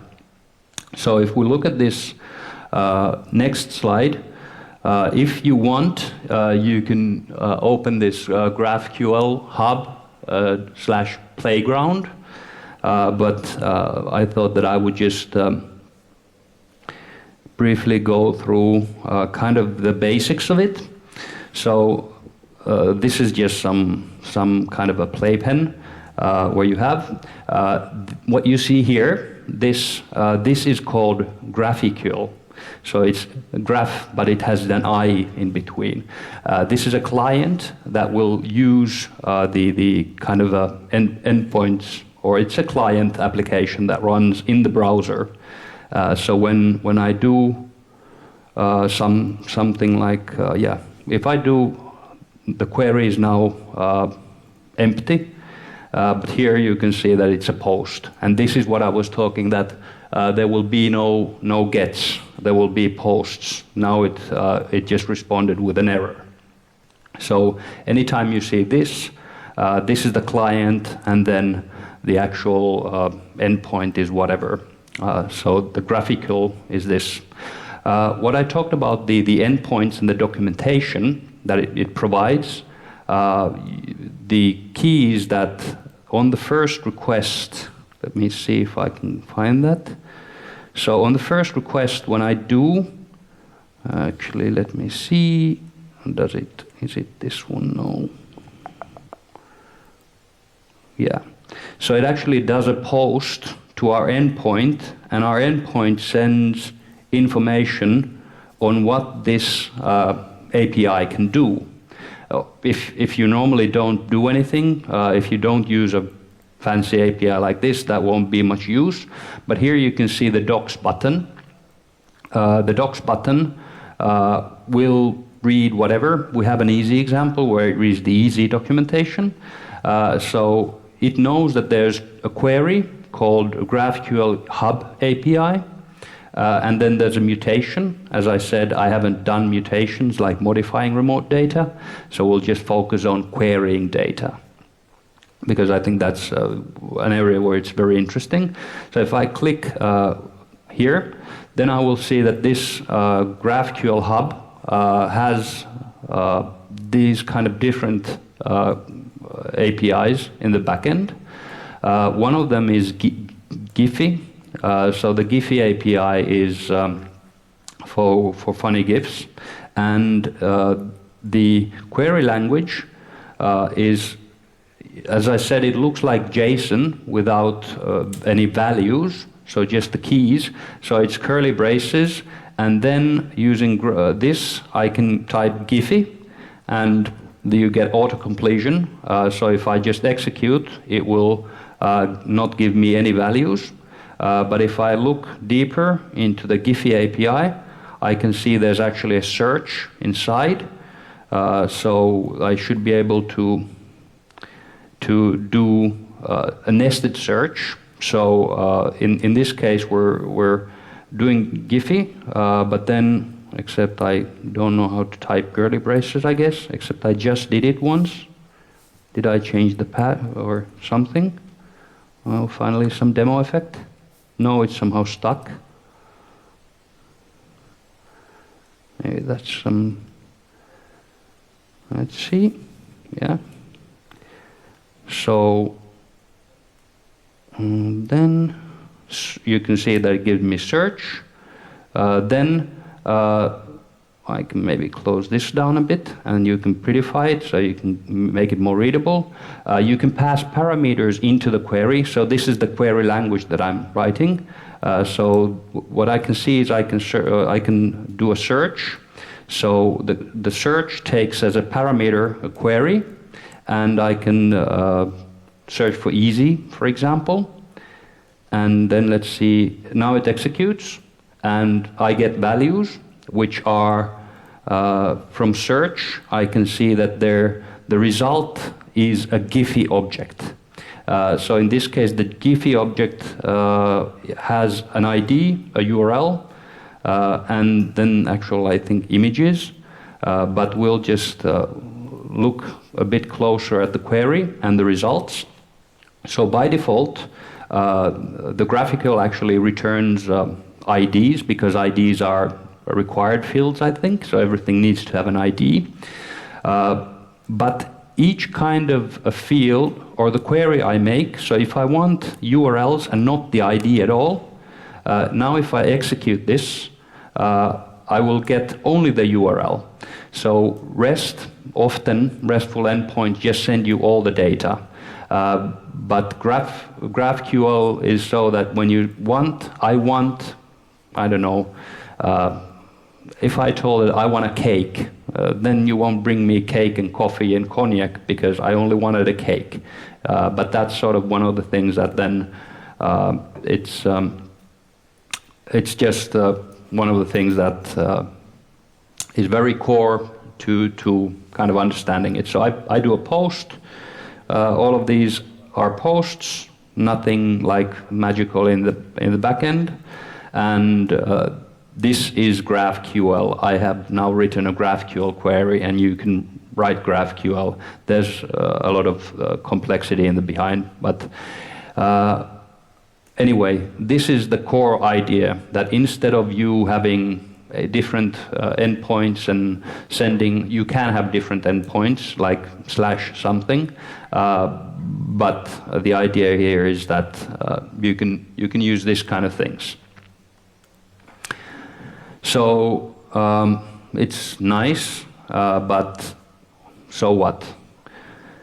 So obviously then, as I said, that the complexity of building a server or this kind of thing is quite high, and maybe kind of easy build the REST API completely from scratch at some point. So it would be really a lot of work to build GraphQL servers from scratch, but there's quite a lot of implementations for different languages. The reference implementation from Facebook is written in JavaScript, but there's also a PHP library that allows you to build GraphQL servers or process and generate GraphQL queries. And then there's also Symfony integration. I think both of these are actually French products or from French companies. So it's Overblog is a platform for blogging. I think it was French. I'm not sure if Onyx company is also French, but somehow I think it felt French. I don't know why. But in any case, so these two are sort of what have been built, and Bertrand Dunogier last October already explored how you could integrate this together with Easy Platform.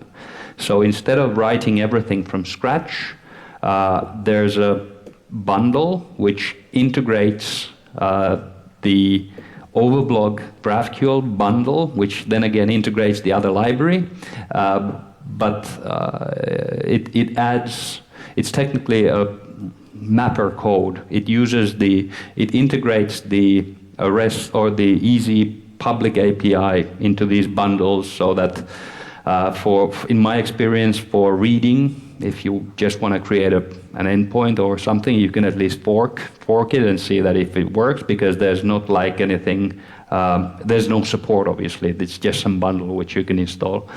But because it uses the API, there's no like accidentally I exported all the data, because it's still protected by permission system and everything.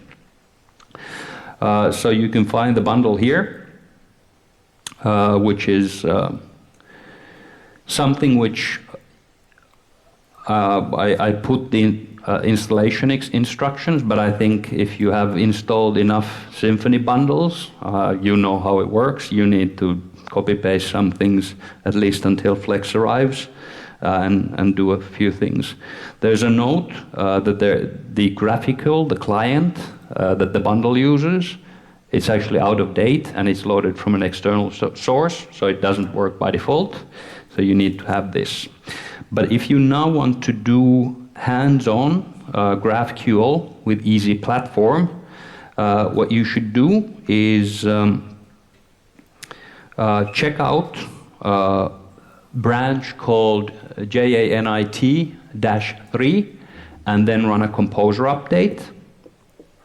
So git checkout janit 3, git reset, maybe like this, should be at least work. And then composer update. So this will obviously then connection established. Okay, it's not going to be a complete fail, because if it wouldn't have network, it wouldn't work very well. Maybe it's somehow saving it. But in any case, so what this now will simply do is we'll check out, just enable that. Okay, except it does say that it couldn't actually go and see. So maybe we'll see, because the virtual machine I've had has been losing network connectivity every once in a while, which will obviously be annoying, because the bundle is kind of nice, because you know the domain, the lingo around easy, so you can actually look at the kind of built-in documentation. You can find location objects, you can find children, you can do searches. The search results are content objects. So it's for easy developers, I think it's quite interesting to see what it exposes. But in case it does fail, we can still look at, did we get something? Okay, let's see. So GraphQL or GraphQL. Yes. So now we have actually now that I look at it, it's maybe kind of difficult to see from the back at least, because it's quite small. So what this is now running is the client is just the client, but the magic is that we now have a GraphQL endpoint which is dynamically updated or dynamically generated from the easy content model, so that if you add new content types or anything like that, then it will be added into the platform. I think now I need to go full screen again, because otherwise it will be sort of small. Good. So you can see, well, it has some information on the bundle from Overblog and so on. But the key here is that you look at docs, there's also some platform mutations, but we won't go into that X-Men thing. So we'll just look at queries. If you look at the query instructions, you will see that you can find one single location, for example. So if you use just curly braces and then type location, if you click search and maybe prettify, you will get nothing. But if you think about traditional things, so you have an ID, and then in easy, everybody knows by heart that the location 2 is the root location. So that's just kind of that you know the lingo. So there's content, you can find users, you can find content types, and you can search content. And because of the type system behind, so what I can find is location children. We'll still expand on one query from there. But the location children will take as input an ID, and it will return location objects. And you know, as easy developers, that a location object has certain things. It obviously has IDs, priorities, hidden, invisible, and so on. But you can have nested objects. So inside the location, you actually have a content object, which is exactly the same content object or concept, because it is the same, it's just mapping to this API. So if I click again and open the content object of that location has certain fields, and then you can find from within a field, you can find all the languages and what values are in there. So for you, for a man on the street, he would probably be, I don't understand locations and this kind of things, but with this audience, this kind of thing is, I think, quite well comprehensively or easy to comprehend. So the idea is that now just with the bundle enabled, we already have this, and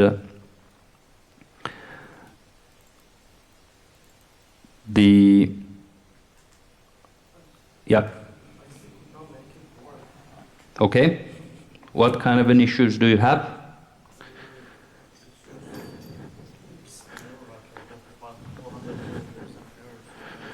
But this was the JANIT3, and did you run Composer update?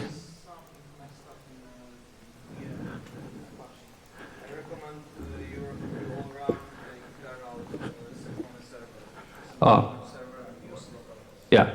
Okay. So you can apparently use, if you have trouble getting it to work, you can run the Symfony internal server. So yeah, bin or app console server :run.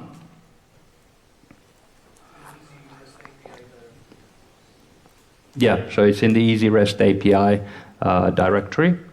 I'm just sorry, I'm repeating because it's, yeah. And then if you cannot get it to work, there's still obviously some time today that I can help you make it work. Yeah, and as said, I don't know how the bundle works. I read the instructions, enabled it, boom. So as I said, kind of maybe went through too far. Ahead of myself. So if you want to explore it, please do. And well, now we're, I think, quite well on time. But in any case, so the docs button, as I said, if you look at the query, you will find familiar terms, location children, and those. And the example that we had, which kind of just step by step opens it up, because I'm saying that GraphQL is kind of simple. It does look simple, but usually even in Hello World, then you quickly have a query that's this long, and then you kind of don't understand that it was complicated. At least that happened to me. So if you just start with location children, we'll just go step by step. Location children, I won't get anything because I don't have an ID. IDs or parameters you put in brackets here, and then the ID is a location ID, so it's number 2. And by default, the content that we're looking at is something that we didn't actually ever see through the admin. I didn't actually ever see because we worked fully headless, so we didn't actually ever see the admin.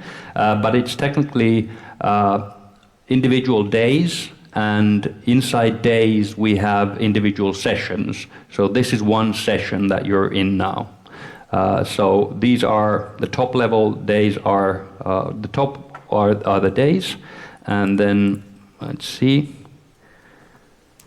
Never.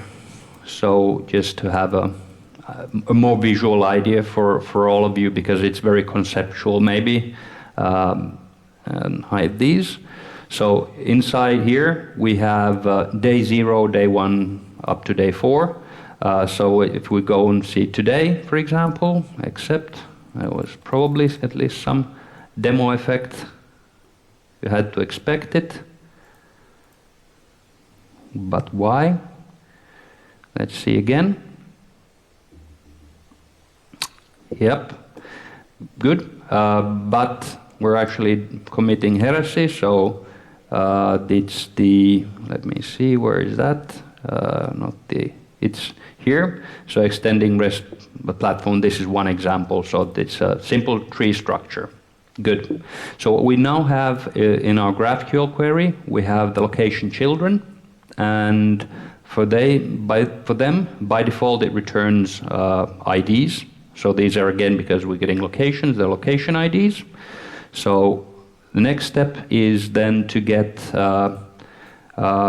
content objects. So because the generated typing based on the easy content repository knows that we actually have, we're returning locations.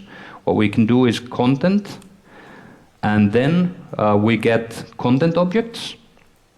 And again, by default, it gives an ID, because the ID is just something that you need to have, but this is how it works.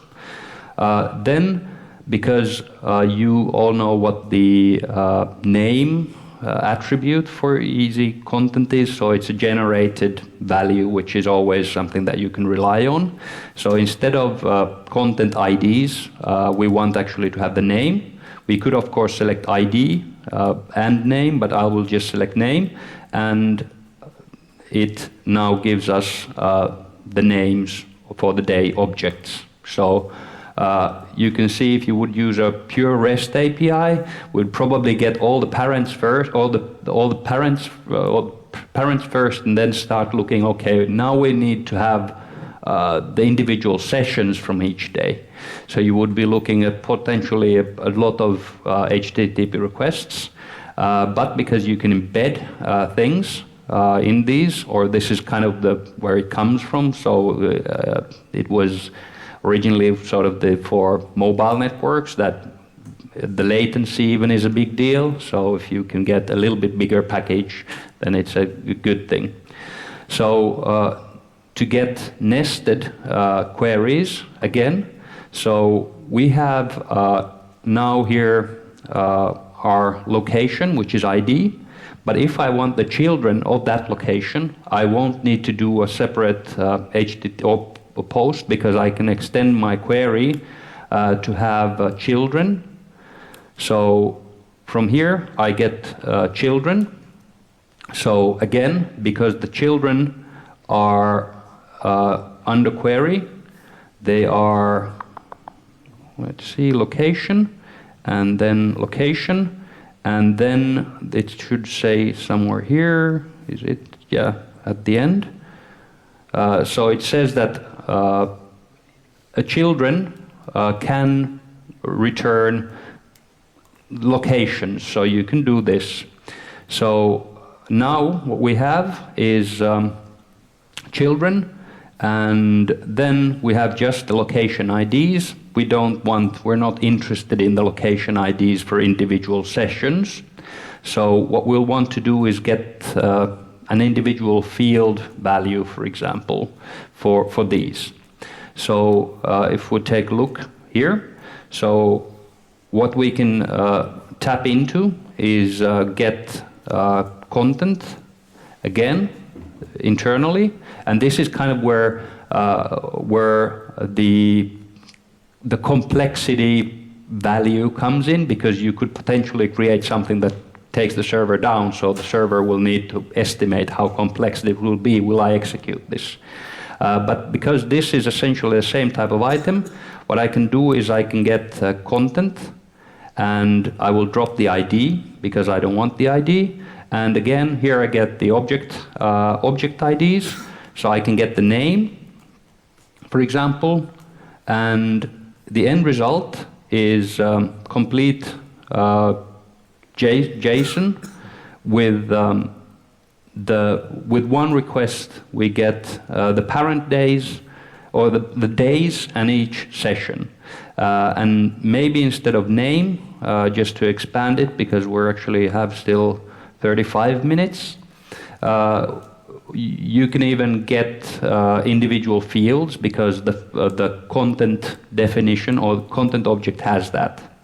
And I don't really need to guess what it is like, because I don't usually query around here the documentation that much.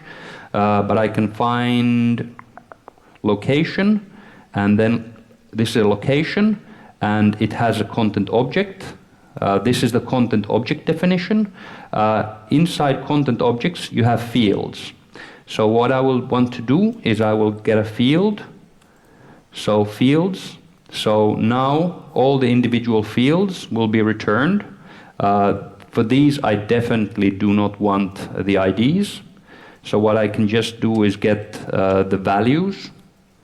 So I will get, now it's starting to look, because if I would have copy-pasted this query to you, and look how simple it is. It's not simple because, well, you can even extend it and get different image aliases here, like resolve them. So it is simple, but like anything else, like you can select star from table Y. It's simple, but then when you do joins and weird things, then it's not so simple. But the end result is here that you just build them, and it results in something like this.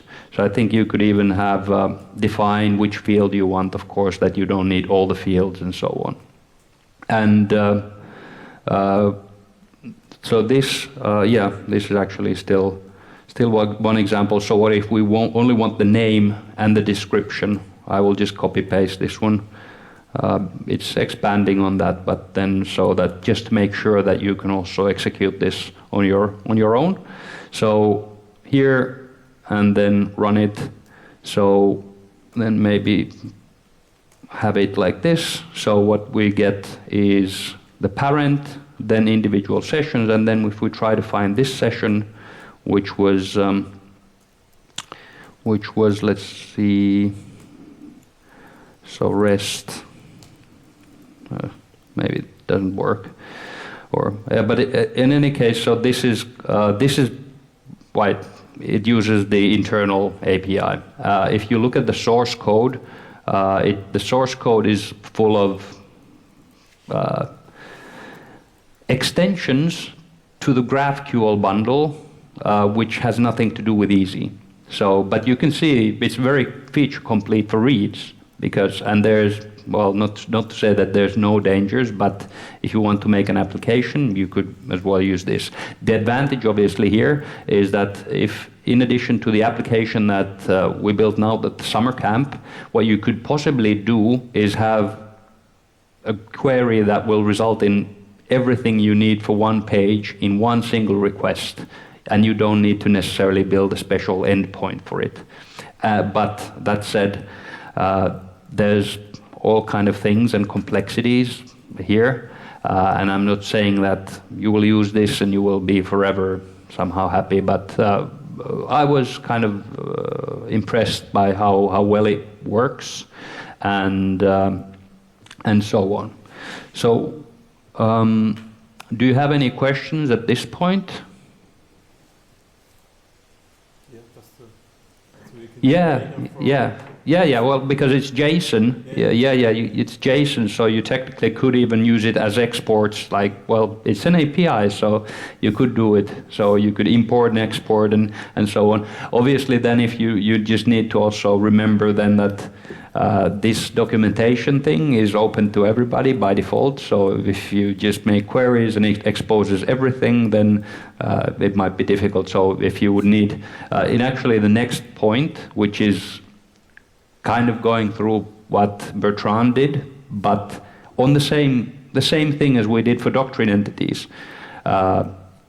You can see that you can add specific ones, and you probably should add like a public GraphQL endpoint rather than just expose the one you use for admin, because, well, then you will know that, well, admin actually has this path where show all user data, and then you can just go, okay, show all user data. Well, looks like they didn't check for permissions. Again, this kind of security by obscurity that you didn't know, so you can find it, but in any case, so you don't necessarily need to expose everything. In the example of the GraphQL hub, which is a collection of different ones, so here what you have is you have under one endpoint, you have a GraphQL hub, and then you have Hacker News, Reddit, GitHub, Twitter, under the same API. So you don't necessarily need to have many, but it depends on the use case. Sometimes you may actually want many. Like if you would build a website, public one, then you would probably want to expose some specific queries, because maybe it's possible that then somebody will overload your server because you were too lazy to build a complexity calculator thing, and then you can bring down the site because, well, I asked everything sorted by something, because you can do kind of raw queries here. So there's nothing here. Good. So this was one example of I hope you got it to work, at least with the internal one. But then if you just find the GraphQL bundle, so if you search for easy platform GraphQL bundle, you will find this. And there's not even tags, I think, but it comes with copy-paste installation instructions, and this is what I used. So the extending the GraphQL backend with a custom endpoint is something then that is done using the Overblog GraphQL bundle. So this is the bundle that the Easy Platform GraphQL bundle is built on, and this is the one from the Overblog company. So this one doesn't provide any endpoints. It provides infrastructure for you to build endpoints. They had quite good instructions, because even I could do it. You can find information about how to define the types manually, because obviously in the Easy Platform bundle example, they're dynamically generated. But for the Doctrine ORM example, which it will be kind of very static. So if I add a new field to my Doctrine bundle, I would need to expose that field separately. But it's a good exercise or mental exercise at least to see how things are built. So there's some, it's Symfony stuff, so there's some YAML configuration, some classes are picked up and so on. But just to kind of show you, so what we will do is expose the Doctrine entities, which were the attendees, and so on. So what you can do is the bundle allows you to build new endpoints. So you can have a /attendees, just add attendees. Well, it won't work for you. You can check out the code. I think it's in step 5. But this will expose just a new one, which will have its own document or things and so on. You can probably even map it to be somewhere else, rather than exposed just by something you can guess. But the idea here is that we'll write similar kind of boilerplate code that was did with the rest part. So update the GraphQL bundle. This is not necessary, but because the GraphQL bundle Bertrand built, it was built last year is October, end of October, so it's not very up to date on the dependencies. So I just wanted some new stuff, so you can I forked it and just tried it, but this is not necessary. So first we need to define a type. So you remember our attendees. So our attendees were still actually available, easy attendees here. So what we have here is what we'll define a type for. So we have an attendee that we can search. So this is, I think it was just by convention. So under resources config GraphQL, I think I'll just go here into our app bundle, and then there was, I think, yeah, GraphQL. This was lowercase because I think some of the things were uppercase, but this was in config. So resources config, and then new file, attendee types, and then, oh, we can add it. Then in the attendee types, what you will need to do is define, because obviously the documentation won't generate it itself. So if you write that this returns this is something, then that will be that. But the attendee type in the GraphQL bundle, obviously, is defined in YAML configuration. Here's just the key or the name of it. Then it's an object. I don't actually know if there's anything else then, or this is what I built. Then it's a description. So this will integrate into the client. In this case, the graphical, which we'll use. Then the individual fields. The fields have, this is an ID, this is of type integer, and it's required. With the exclamation mark, you define that it's required. Then you write the documentation here, the unique ID of the attendee, and so on. Then you have the name, country, bio. So it's just a replication of this technically. So, and as I said, you would need to generate it dynamically if you wanted it to be somehow dynamic. But anyway, so this defines the attendee, but that's not very helpful. We have a type. We still need to define a query. So if you remember here, on the GraphQL client, if I go here to the root, individual queries, they have sort of a query root, or I don't know what you would call it.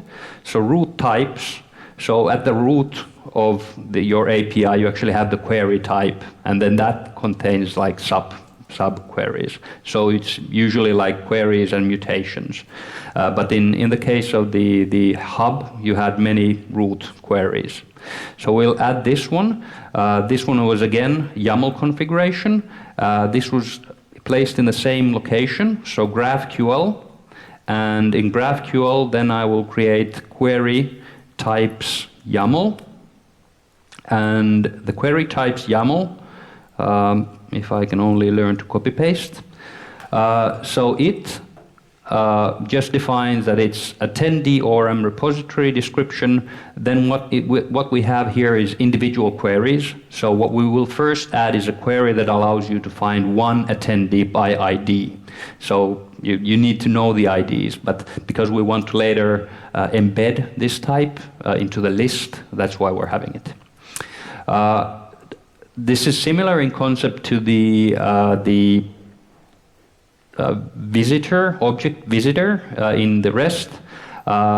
In the GraphQL, you have a lingo called a resolver, and a resolver is just something that if you have a type, what's the type actually made of? You can create just a PHP class, then that will actually resolve it from either easy or possibly then doctrine ORM, which is the case that we'll take a look at.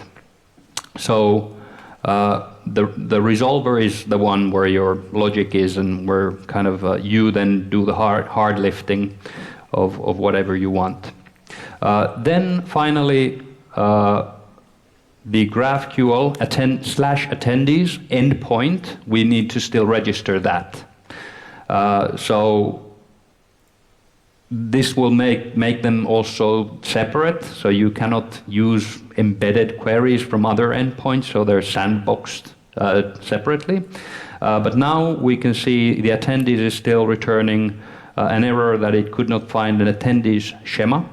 So what we need to do is head over to, where did I say? Was it in config? I think it's in config YAML.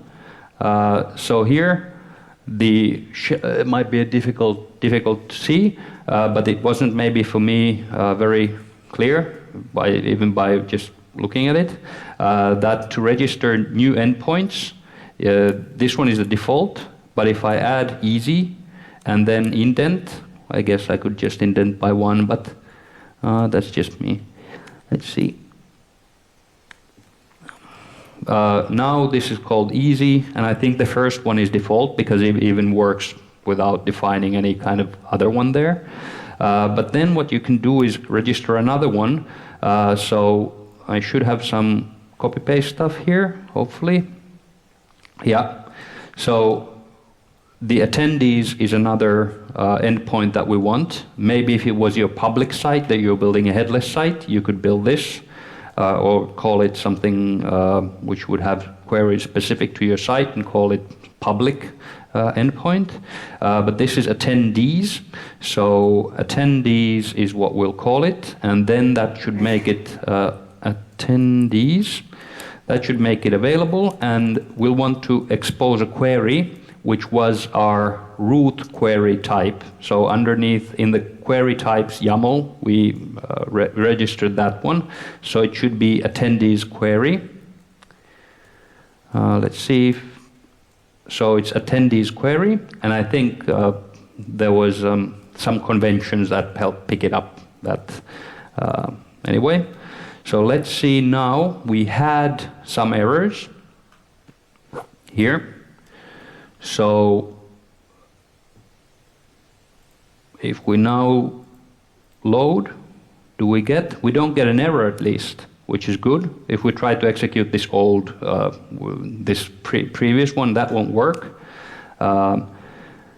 So it's just, by the way, good to remember that if you work with the graphical, if you update your schema, you will need to actually refresh the whole application because it won't update the schema. But the docs now show that there is an attendees query. We haven't written our resolver yet, so it's not obviously going to work very well. But in this case, we should be able to use the development or error-driven development, because we have already defined our types. The attendee is already available here, so the framework sends that. Now if I execute, I will get an error. There is no resolver, maybe? Unknown resolver with attendee verified service tag, so we need to have I think you put it as a service.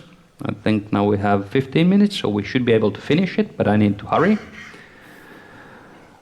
You need to put this kind of a MacGyver type of timer or something, 24-hour timer. Good, so we need to add a resolver. Maybe it was actually like this. So underneath GraphQL, yeah, this is my mark. There's 15 minutes. Good, we'll make it. So it's just the resolver.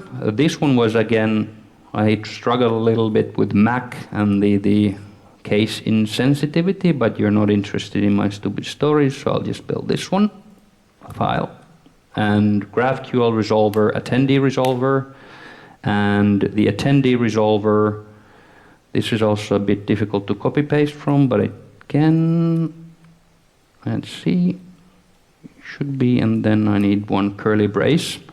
So it actually gives me an error, because we should be able to, because just to make copy pasting easier, I left some methods out.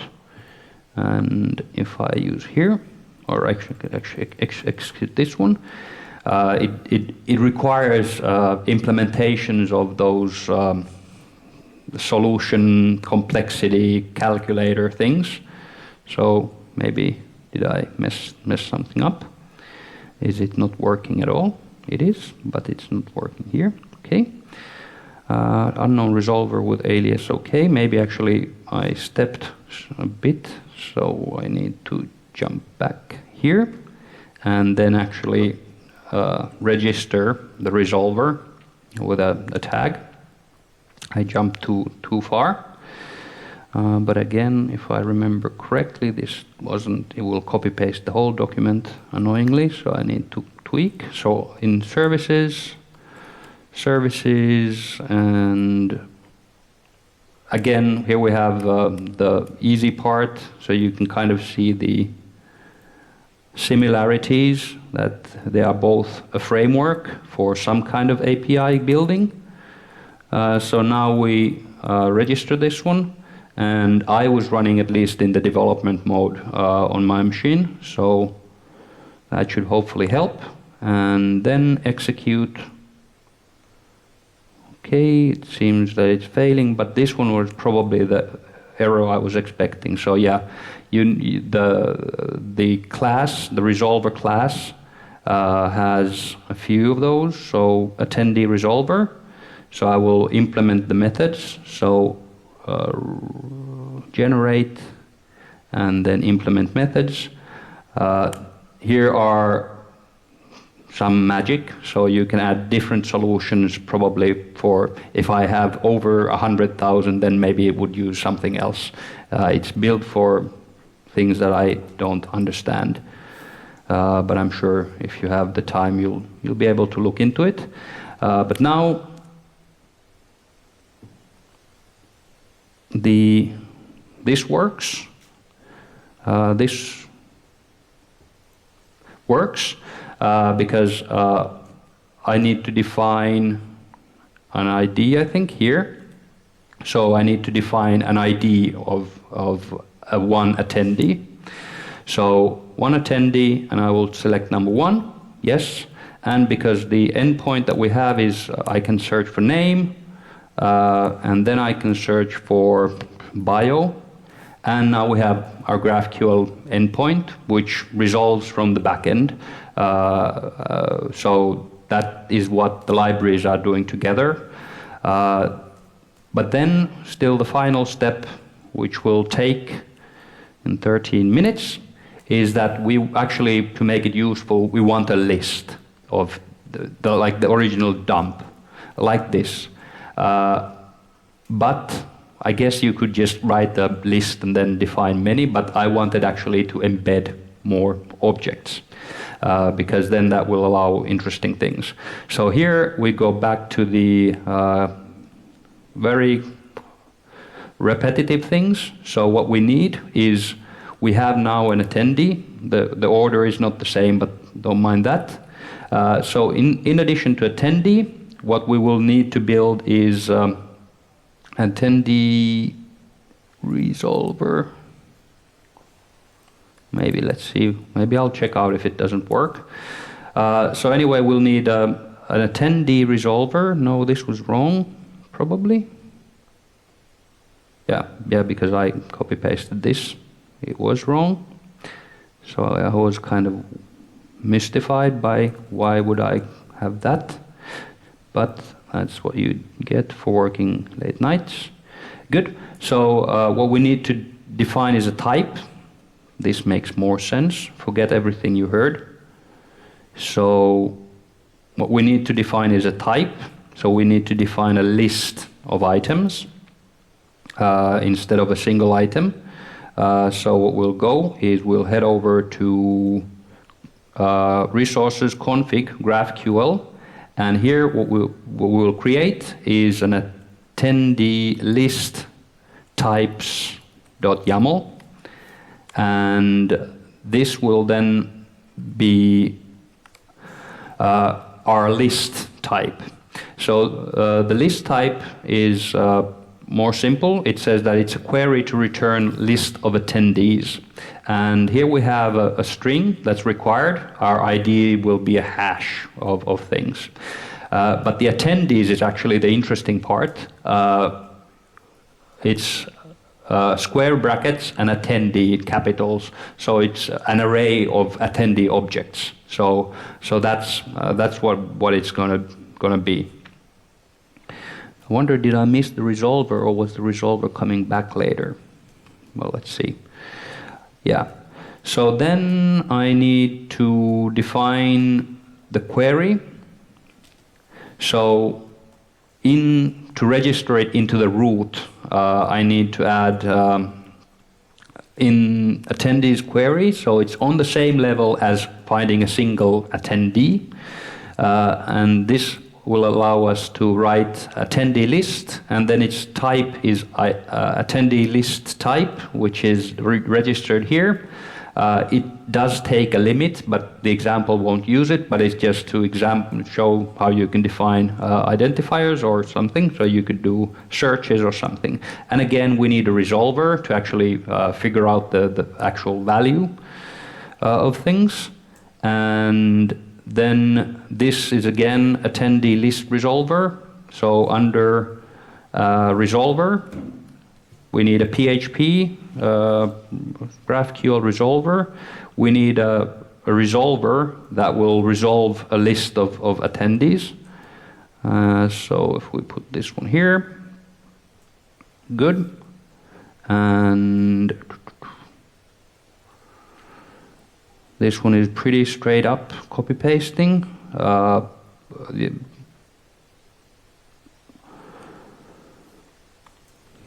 So it's this is the one that will require the same method. So I will just not waste time and generate them, because we'll implement methods, all of these. Good. So technically, the only thing it does a repository query to ORM and gets items instead of just single one. And yeah, the ID would be usable. I gave the ID to be a hash of all the arguments. I don't know if that's kosher or not, but I just did that. Then we still need to register the resolver as a service so it can be used. So services and attendee list, and then square brackets here, and then attendee list. So this makes more sense. So I actually have two separate ones. The working code is in the last branch if you are interested. Let's see. Then hopefully we have now repeated the kind of the same steps, except we have nested objects. Again, you won't see it here with a refresh, because yeah, the schema is loaded on a real request, except it's not. What did I miss? Did I not save something? Now I'm going to cheat and git check out unit 5 hard hit. Maybe it's some cache thing, but I would just still like to show you how it's actually not on this. This is the root level, but this is the level that it should have been, not on the query root, because I didn't create a new root level query, but rather this attendees, which allows me to do two things. It allows me to find a single attendee and an attendee list. So now our attendee list is here. It will give me some kind of ID, and then it should contain attendees, which is a list of attendee objects, which will then resolve into individual IDs. And from here, I can resolve the name. So this is a doctrine query, and then it's translated, and because this attendee is a type, then it can resolve and help with the things.